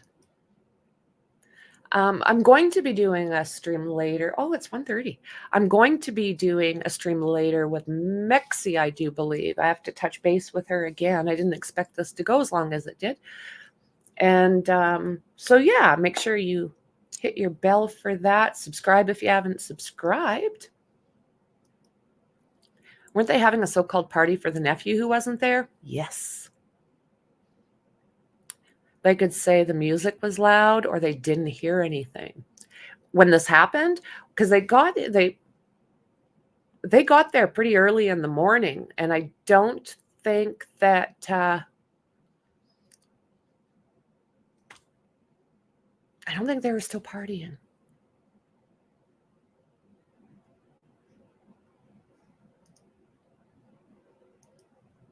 Unless these neighbors were warned or told to shut up, keep out of it, don't come out, you heard and saw.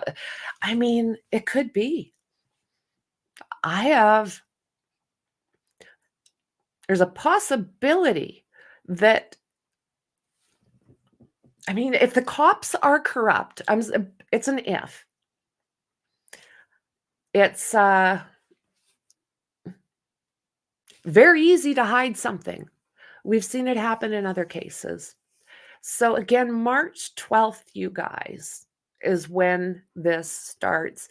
If it doesn't get dismissed because I know that they're trying hard to get it dismissed.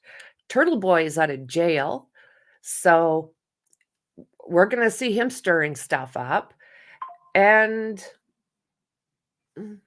I don't know. What's the FBI going to have to say about all of this? Oh, thank you, Mom. Thank you. Thank you.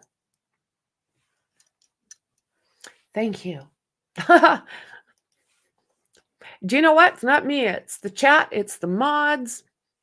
I just bring it to you guys. It's everybody. It's all you all.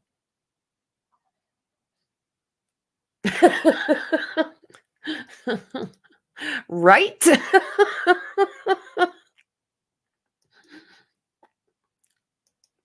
Thank you very, very much. Has she got a hearing on the 1st? Won't that be interesting? I'm just going to write it down.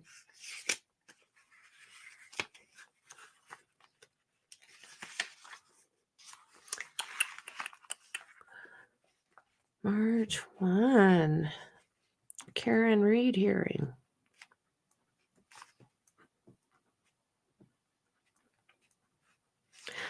So with this and whatever else happens to be going on, I might do some closing arguments or something like that. But I really want to continue on with the Karen Reed thing just because it is like a WTF to me. Lots of times law enforcement, yes, that's exactly what I was going to say, live in the same neighborhoods together. I wonder how many neighbors were also cops. That's a really good question, friend. No one wants to be a target of the cops. Hells no.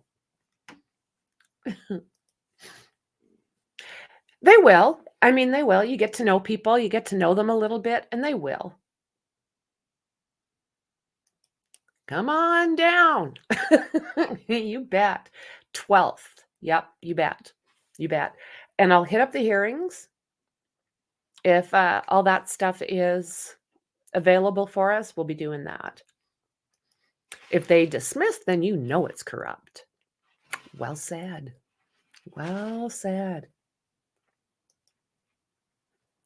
It's a combo of all. That's what makes your channel successful. Well, thank you for that.